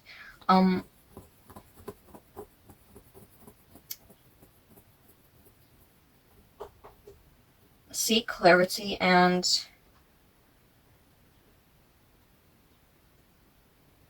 take your life in your own hands. You've been letting others lead, but you should seek the ways you can guide your life on your own. Be your own driver. And so, yeah, there must be an increase in courage, in direction, and just even speed, because at this point you might as well not do anything. But if you get that determination going, you can achieve being the winner, even with your shadow side that has turned you like this. Okay? And to accept the Three of Pentacles. And the Three of Pentacles is all about collaboration, teamwork.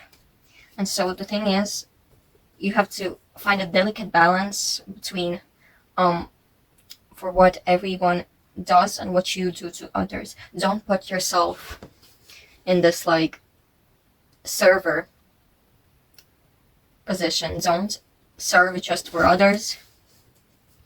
Do teamwork. Be reciprocative. And you have to find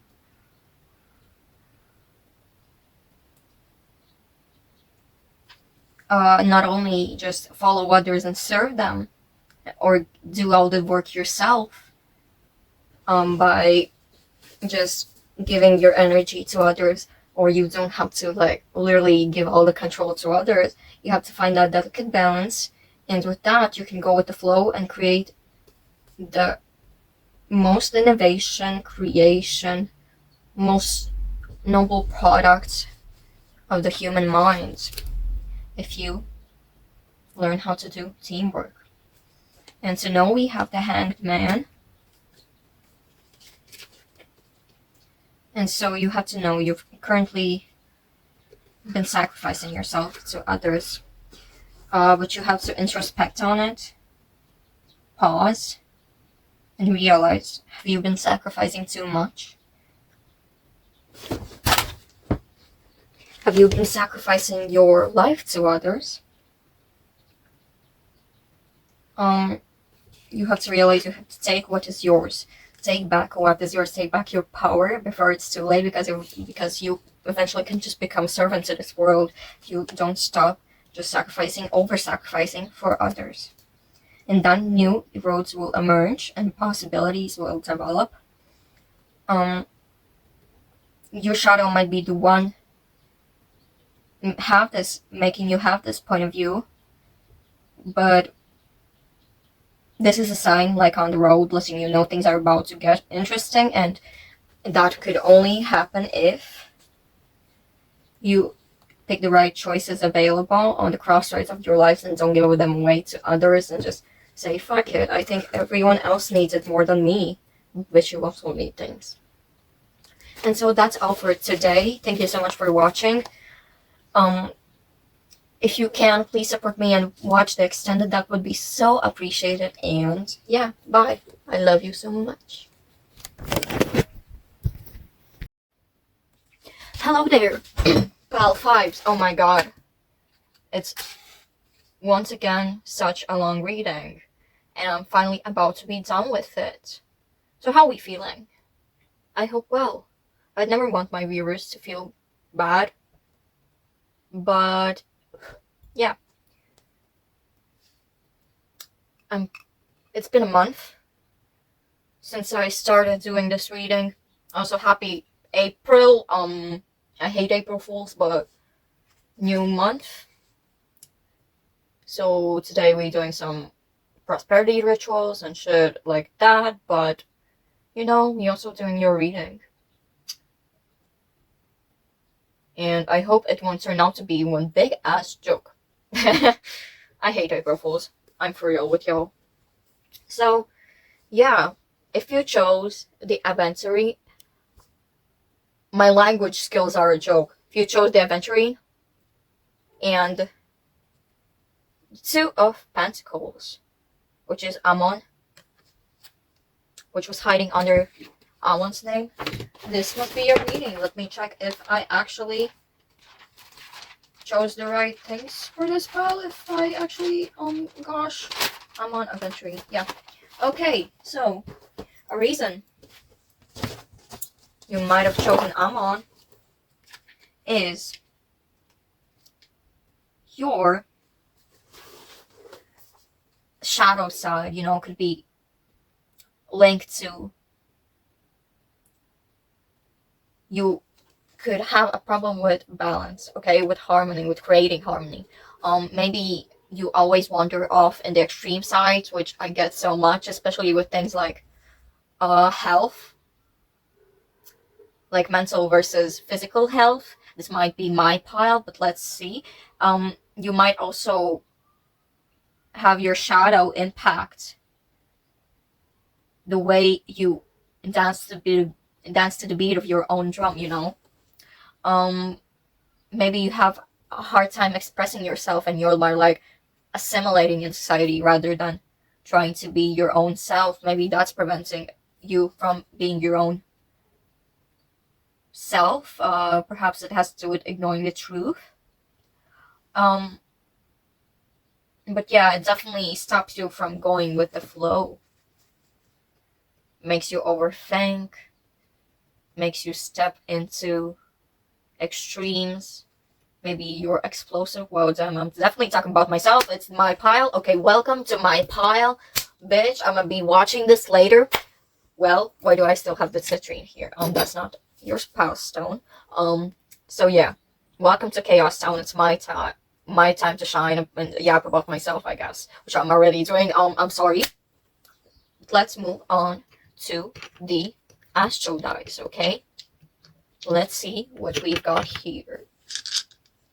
So, with astro dice, we're going to look at your shadow side's astrological design, shadowy traits with the zodiac, its themes of revolvement with the planets, and where the issue is most prominent with the houses, the numbers, you know, the digits, mostly.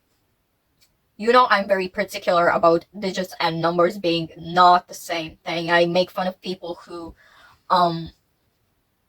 say, oh, that's not a digit, that's a number. But okay, here's your shadowy trait. Bruh, I threw the planets! Oh my god. I am truly in my own pile. I'm feeling it. So, zodiacs, I checked twice. We've got Gemini and Pisces. Okay, why did it want to go off in the wild? Let's see if it's actually Gemini. It's Gemini, okay. And yeah, I almost confused the symbols for Gemini Pisces, but I think I got it right today, okay? I think it's a reminder that I always mix those up, and just so I don't do it again, I threw both of them, but okay. And goofiness is your shadow side, okay? Okay, I'm sorry. Themes of revolvement.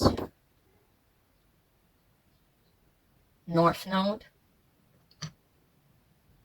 And Jupiter. And the houses where the issue is most prominent. 8th and 1st? Damn, okay. Bro, okay. Yeah. I'm sorry. I'm lost. It's literally me. At least I am self-aware. You probably are too about your shadow side.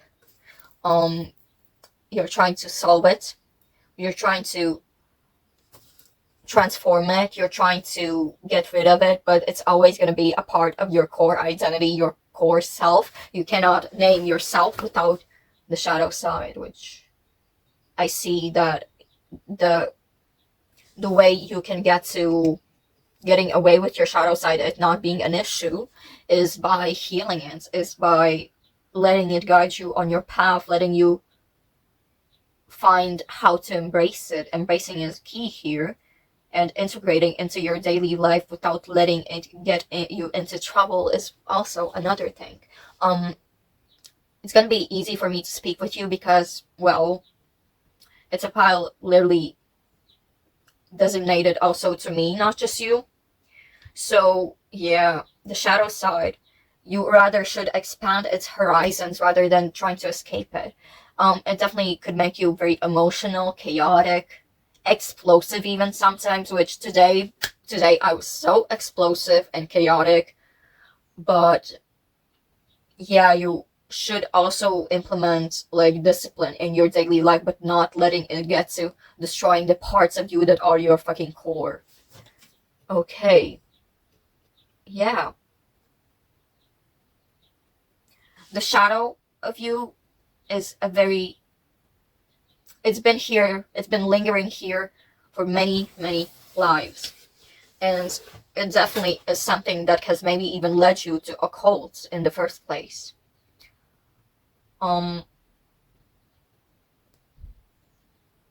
8th house is the house of death.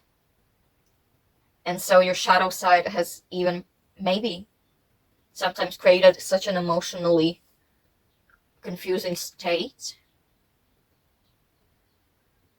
that makes you change your whole identity, your whole core, your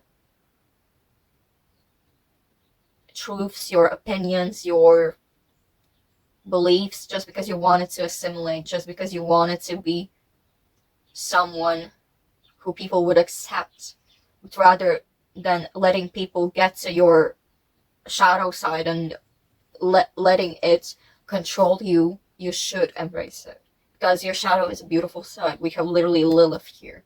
She's the queen of shadows, okay? She's my queen of shadows. She might be your queen of shadows, and she is the queen of shadows. No matter who you consider the queen of shadows, she is the queen of shadows. But, well, your shadow side definitely makes people think your communication is a bit weird, okay? Maybe you present yourself very, maybe it's like the digital life in which you find it easier to communicate yourself. Maybe you find yourself in a community online in which you find it a bit hard to live out in the real life. Maybe you dream off into the online world and think that maybe it's your safe haven online. Being online, you know? Saying, oh gosh, we gave the skeleton a side part. This bitch is wrecking. Rah, please don't fall. Candle, I'm giving my best wishes to you. Please don't fall. Okay. Runes? I think, yeah. Let's go here. Amon. Love Amon. Beautiful creature. Okay, I'm trying to stay grounded because I'm literally spiraling into literally just straight up thinking I have to talk about myself because this is literally my palette and I don't have a lot of watchers. But I have to remind myself all the time, even though I do see a lot that would resonate with people that are like with me that chose this pile, I have to remind myself this is not a talk about me. But I digress. I once again went on that spiral, and by the way, it's just a ball of runes. Yeah.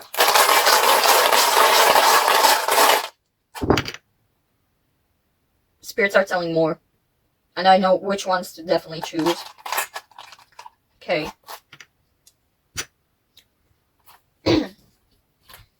Well, and people have been asking, yeah, I look into like kind of like, you know, notes about runes so I don't mix shit up, just like reminders that yeah, I've been trying to perfect up my rune knowledge a lot, but you know, it will never be perfect. So currently I'm just reminding myself of the shit about runes when I can, to not fuck shit up, because I definitely mess up a lot of runes names. So yeah, I do use charts and guides that I make myself while deeply meditating into the rune. Okay, so let's see which runes you have. Okay, we have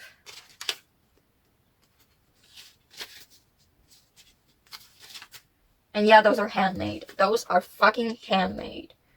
And I love them, even though they're ugly. So yeah. We have hierro, manas, othala, sovlo, piwas, and urus, and that's all, I think. Did I name them all? I did. So, what can I start with? Let's just start with eeny, meeny, miny, mo. I'm scared because I need to refresh my memory. Sure, let's go with Yera. Yera is like the wheel of fortune of runes.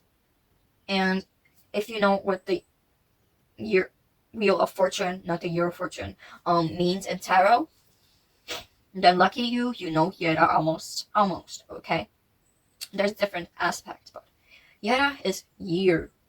And so you definitely spiral into many cycles of just trying to brighten yourself up, and then you explode. You try, and then you fail. You try, you are doing successfully, but you fail. It like goes in a spiral, a cycle, a wheel. And so there's inevitably progress around your shadow side, but you know, things return, things come in cycles. And yeah, there's certain biorhythms your body follows. Definitely, you definitely have a very strong sense of nature. You definitely feel it around you. You love nature. You're nature's child. We have the Two of Pentacles, and Pentacles is Earth. And if you are an earthly being, the Earth is getting disrupted every single second you progress. The Earth is getting disrupted, and if you're Earth's child, of course there's gonna be chaos. Of course you're gonna go in a cycle of hoard until you explode. And so there's definitely a problem with not having the time to ground. You are patient, but your body isn't. And you know, you definitely are a lucky being, but if you attract so many things, you definitely attract also so many bad things. You try to be good at all cost. You have to remember, you don't have to try to be you don't have to try not to do anything bad more than do actual good. If you do only things to prevent yourself from looking bad, you'll also prevent the thought of doing something good.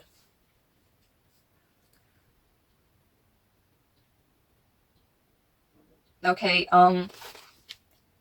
there's definitely a repetition to your shadow side. Like, you progress, but it just goes downwards once there's something that triggers it. You know, you could be seasonal depression for some, definitely, because, you know, most people's moods really rely on the season, and people don't even realize it.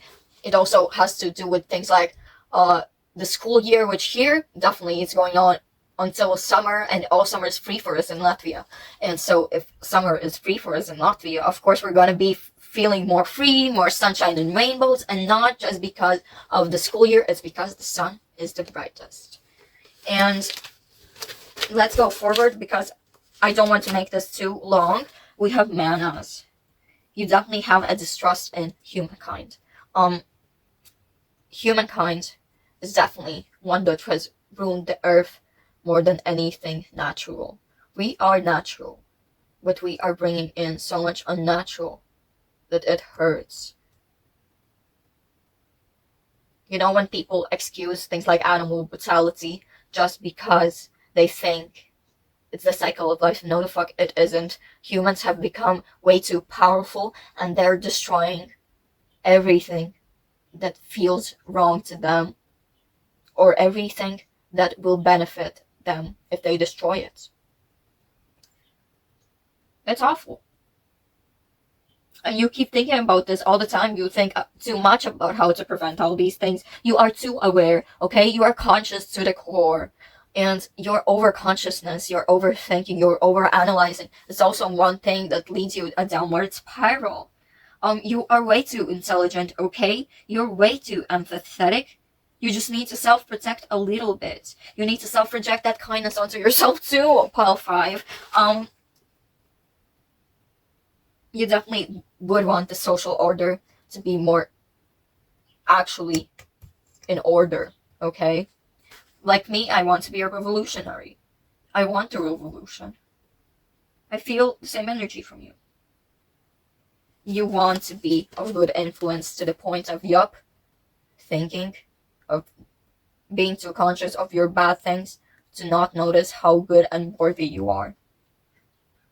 Your morality, your mortality is connected not just because those words are so similar, it's also that you don't realize you're just human too. You want to be super moral to the point of blinding to your own needs.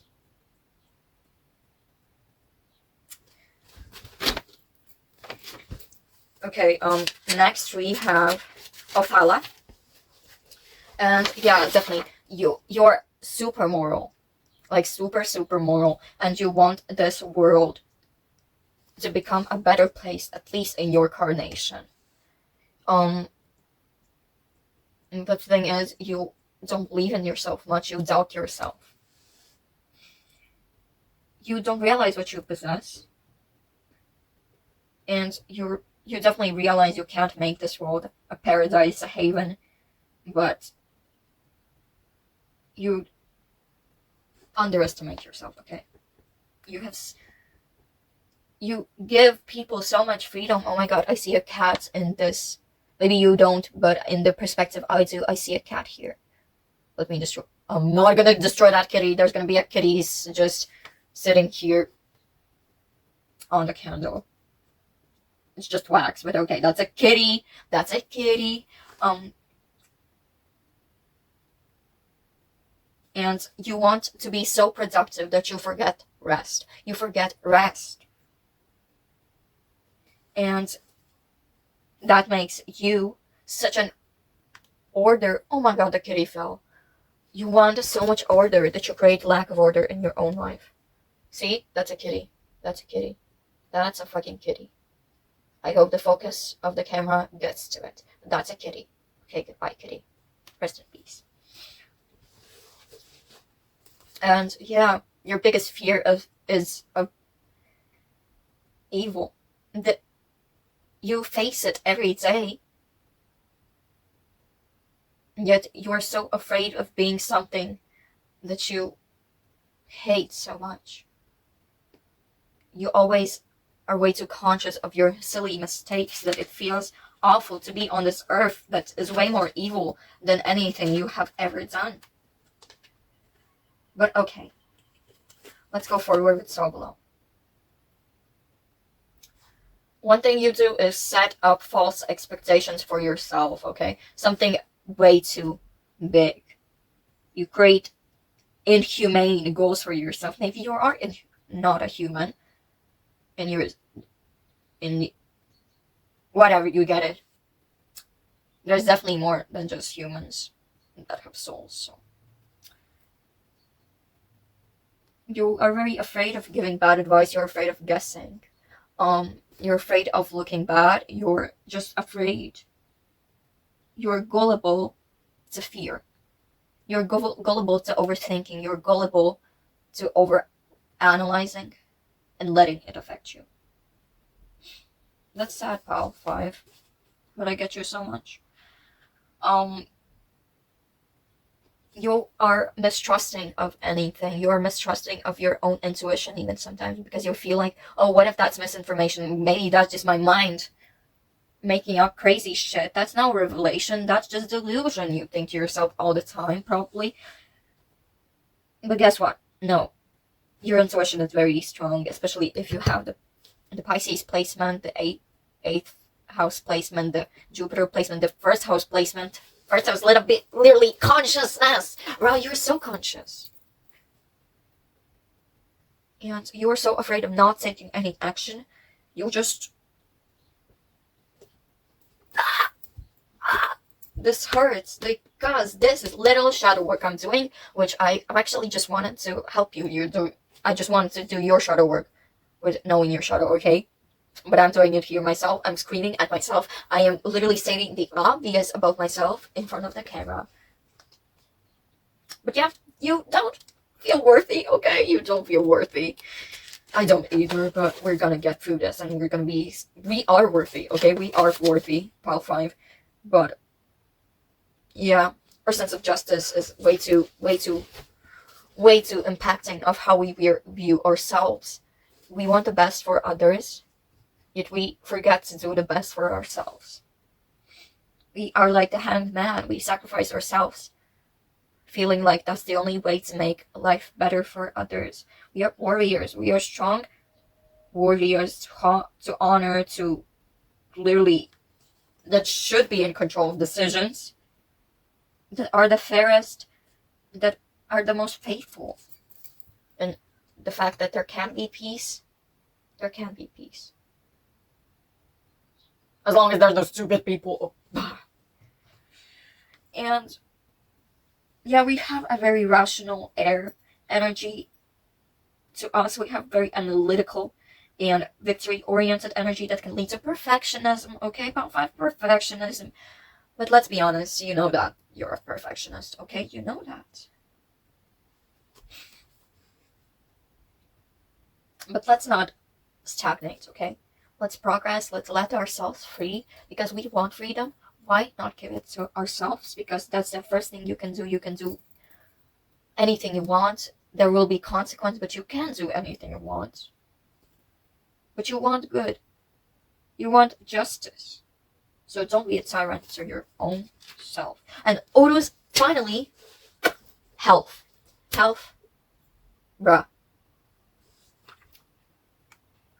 Your shadow side definitely prevents you from experiencing the fullest of life, the fullest of harmony, the fullest of your life force. But you know that's all a part of life, that we have to embrace. Some sacrifices have to be made. But as long as you're healing, as long as you're staying strong, courageous, and constant with your own thought, with your own mindset, you're gonna get the best of life. It's a pattern we have to establish. And you know that. You understand that. But you feel like you're weak and you can't do anything about it, which we are not all powerful. But if we set ourselves to that we can't do anything, we won't do anything. So let's not push down the sickness into the inside. Let's push it out moderately. Let's push it out with healthy rage. Let's not put the rage on ourselves. Let's put the fucking rage on the things that actually need to be gotten mad at. Put your rage with putting your voice out in the world. Raise your voice for brutality you don't accept, okay? That's all for the runes. We have talked 30 minutes just with the first half of the reading, bitch. So let's go through the last section of our free reading for you. I'd really appreciate if you watch the extended, but I hope I'm not the only viewer of this reading, since this has been truly really personal. But yeah, I'm currently shuffling the cards. So let's see. What do you need to face about your shadow side. Let's go. When I do public readings, I always don't let the tarot pop out before I say the whole question. But usually I let it because it always knows what I want to ask. So yeah, but yeah, to face. To face. Knights of Cups. One card, please, okay? I don't have to repeat it all the time, but I'm stating to tarot because I haven't touched this one in a while. So yeah, one card, please, to forgive. Four of Swords. A reverse. This is really to me. To release. One card. One card. I don't want this to be too long. It truly wants me to grab these two, so let's just do so. We have Asmodeus with the King of Wands and the Nine of Cups with 4 As. 4 S's. I'm sorry. Please, demon. Demon. Don't be a demon to me, okay? Don't be a villainized demon to me. I just made a pun of your name. And to embrace. Chariot reversed with Andras. Definitely someone I should be working with. I might not state reasons why, but I should be working with Andras, to be honest. Especially because of his name. To learn. The Nine of Swords reversed. To seek. Why is Crocodino? But no, what the fuck was that brain out? It's in my brain right now. Crocodilo. Something. Okay, Cappuccino Ballerino. Okay, 8 of Pentacles reversed. To accept. Okay, zoomed out there. 10 of Wands with Marvas. And to know we once again have 2 cards, so I'm gonna be yapping. I'm gonna be yapping for real now. The Lovers reversed and the 8 of Swords reversed. Interesting. So, okay. Let's see. Beleth. To face and Simeas. Also to face. No, it's to forgive. Forgive me, I messed it up. To face. To face is just Beleth. And even I've worked with the most from the Archelasia demons. From the Lesser Key of Solomon. The one I worked with the most. And so to face, you have to face. I'm taking it as a symbol, especially with Beloff here. Beloff, like the vodka. No, not like Beloff. Don't drink vodka, kids.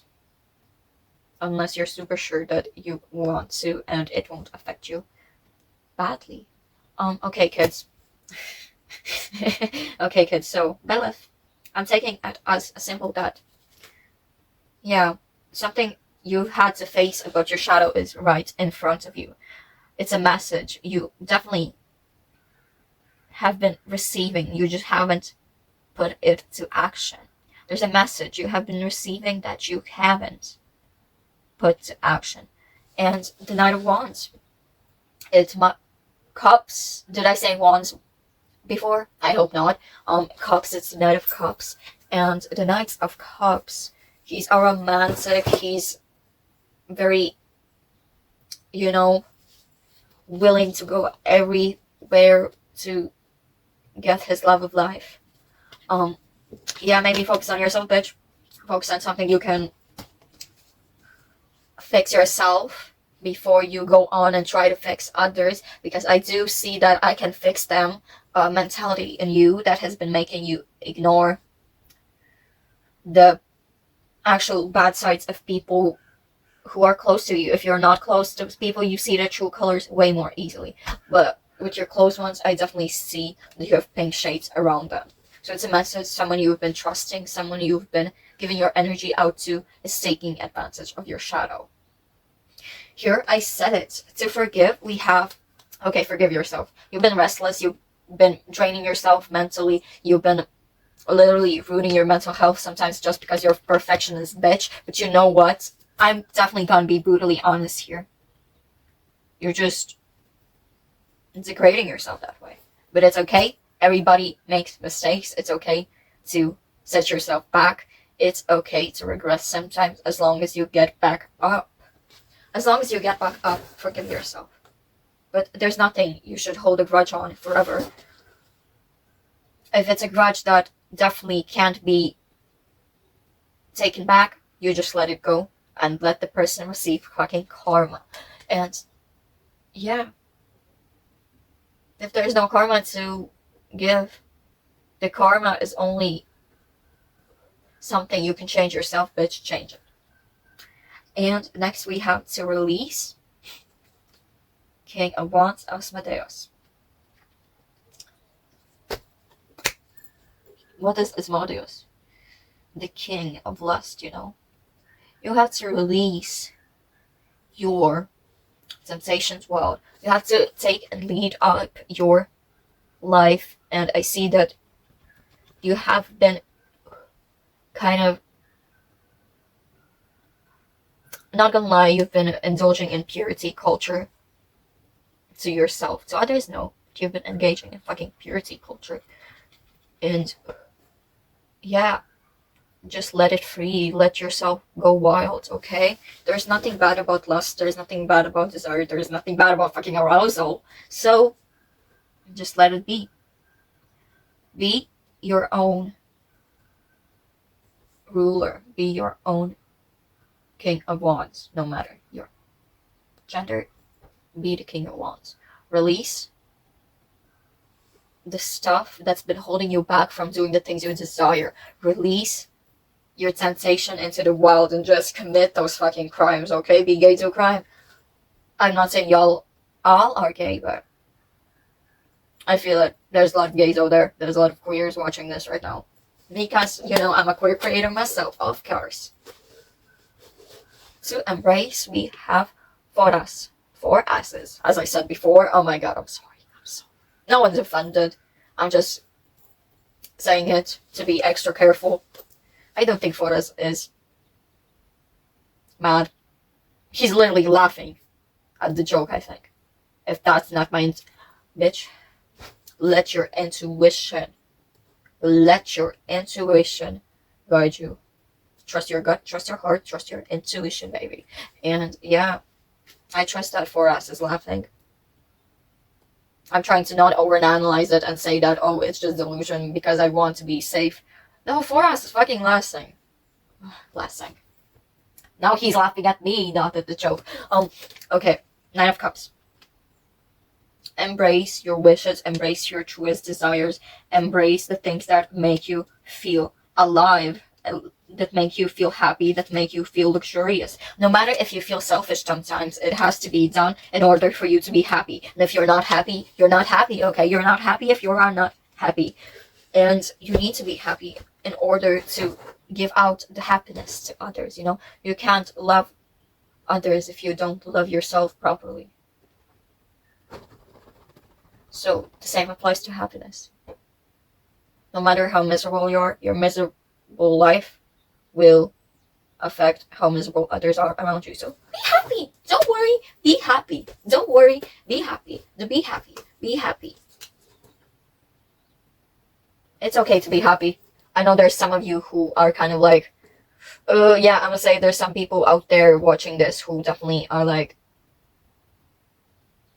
I have to be at worst because that's sacrifices I have to make. No. Be happy. Embrace happiness. Embrace luxury. Embrace the ego. Embrace the desire. Embrace something that makes you emotionally fulfilled. So yeah. Next we have the Chariot reversed to seek. Sometimes revenge is necessary. So seek fucking revenge to show those who have hurt you, or else they will continue to hurt you back. That can be as simple as doing a karma chant. But you can get legal, and if it goes legal, I'm happy that it goes legal, because if it has to go legal, that's super bad, and then definitely has to go legal, no matter how much you distrust the police. Sometimes it's necessary to report someone for their wrongdoings. And yeah, but sometimes riots are not enough. Sometimes you just need to accept defeat, okay? If you know that song, I love you. But if you know that song, you know, I, you probably thought I was gonna say, you just need to kill someone. But no. The explosive nature of you sometimes just, yeah, it has to be let out before it goes actually bad. Actually bad. Never let it get to that bad point. If it does,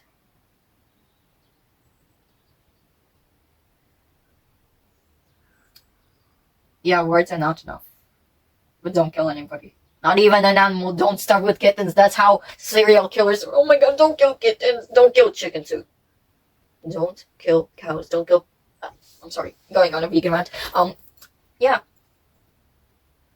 You just need to.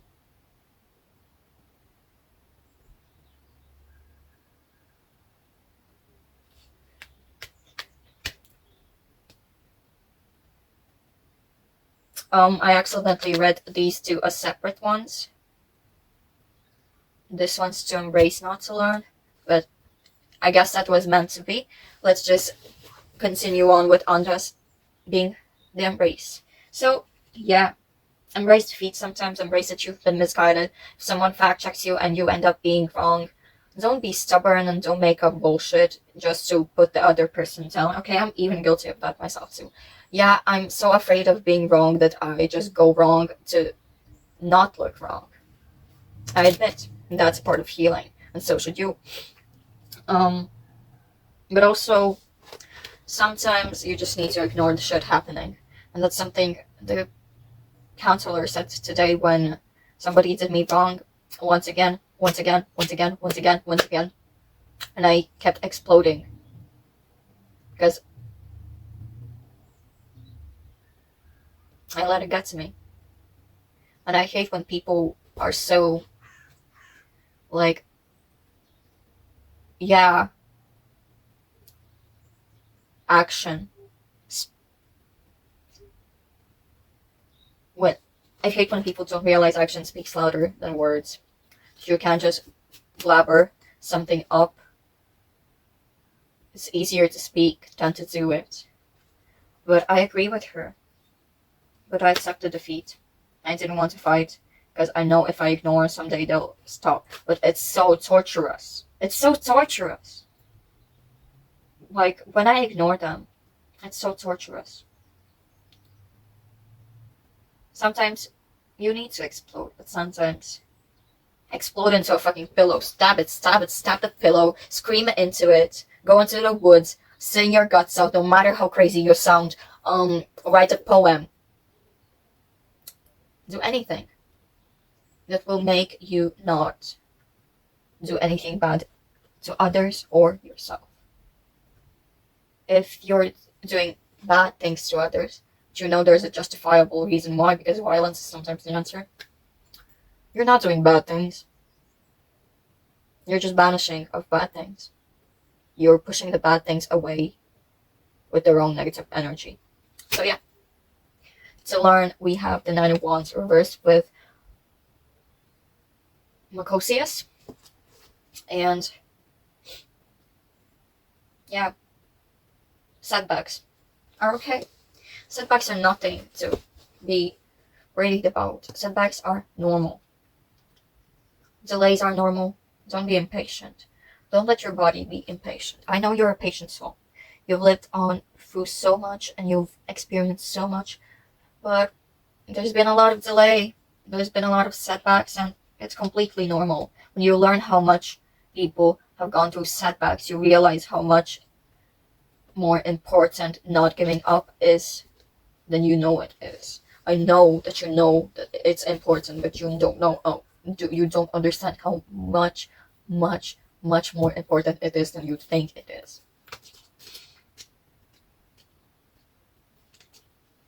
Nine of Wands. Okay, so Nine of Wands. When we're talking reverse. Giving up is one thing. Giving up for real, no. God, I love you so much. Don't give up for real. Give up on that darn assignment. Give up on perfectionism. Give up on that toxic bitch, but don't give up on yourself. Not gonna insert a rickroll here. I'm just saying never give yourself up, okay? And what do you seek? You seek a way out. You seek a strategic way out. You seek something that is not gonna make you repress, but not gonna make you explode like a dynamite that burns everything beneath it. Don't be silent.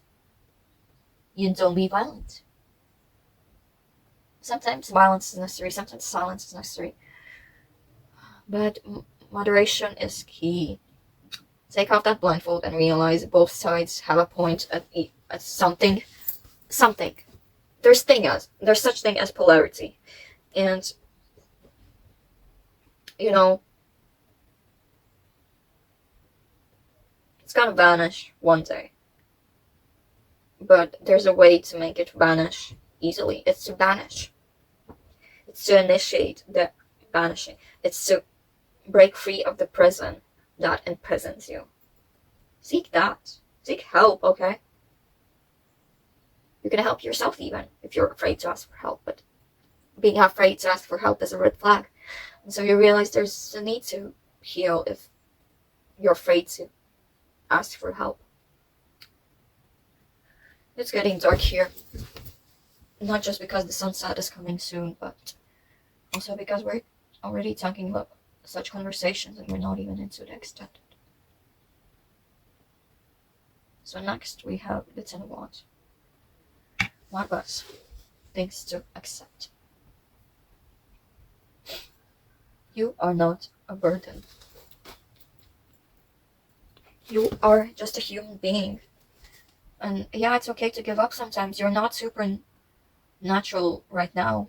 You have a supernatural ability, but you're not supernatural, you're just natural. There's supernatural and natural, but there's not supernatural in everything. You're not a superhuman.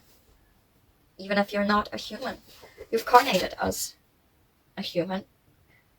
So don't put that burden on yourself. Don't put obligation onto yourself as if you're some kind of God, all knowing, all doing, all seeing, all whatever.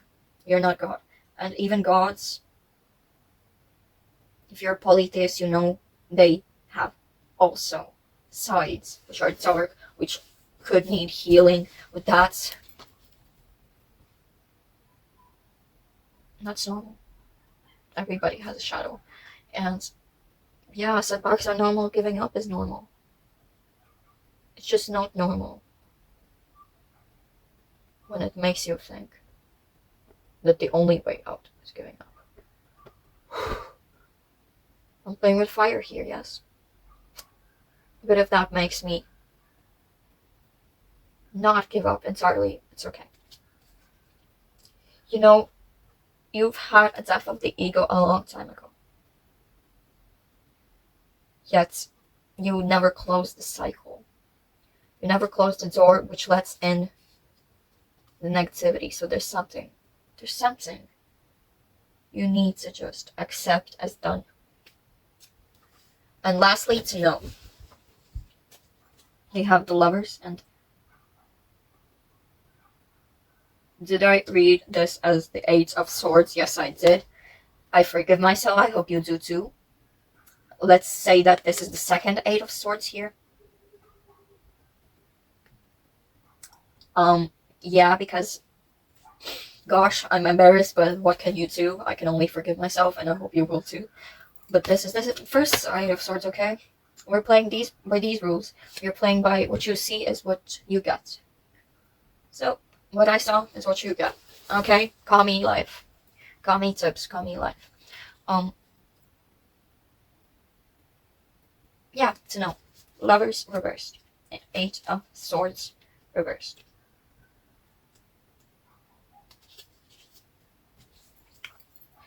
Sadness is unfortunately a part of death. What? I mean, yeah, that's facts, but that's not what I want to say. I want to say it's a part of life. And death is also a part of life, so I guess that logically coexists. But yeah, that doesn't make you a failure. This doesn't make you not strong. It's foolish to think that. There's not a purpose to that. It's foolish to think that. There's no purpose to fools. Of course, we all want to be all knowing, but yet there are some boundaries life and the gods have given us. Some have a thinner veil, some have a thicker veil, but yet there is a choice out if you trust in it. If you trust and be grateful for what you have, there's a choice out. And if you've put a blindfold on and you just keep it on just because you feel obligated, there's a choice not to feel obligated. You can just take it off.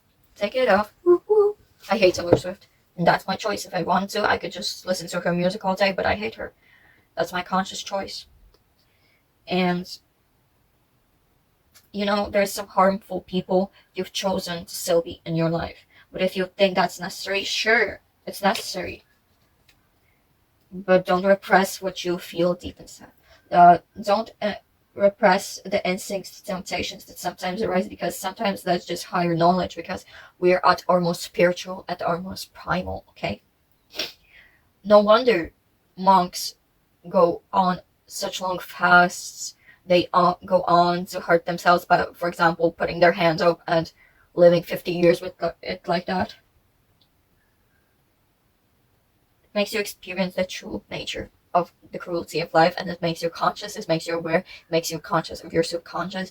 It just, yeah, the more deprived, the more there is the will. That's all for you, Pal 5. I feel so damn exhausted from your reading, but I love you so much. Thank you for joining in. I will try to do the extended today, but just so you know, keep your head up. Be proud of yourself. Trust in yourself. Trust in the fact that everything will be okay. Everything will be okay since everything is in your hands. And I know you're such an amazing person who can take care of it easily, only if you have the will to. Thank you so much. I love you, Pal 5. Goodbye, and I hope to see you in the extended. Please join in if you have the resources. If not, it's totally fine. It's just I also don't have the resources to be giving out readings to everybody, including extended. So thank you for joining in and being here till the end. That means so much to the channel. I love you.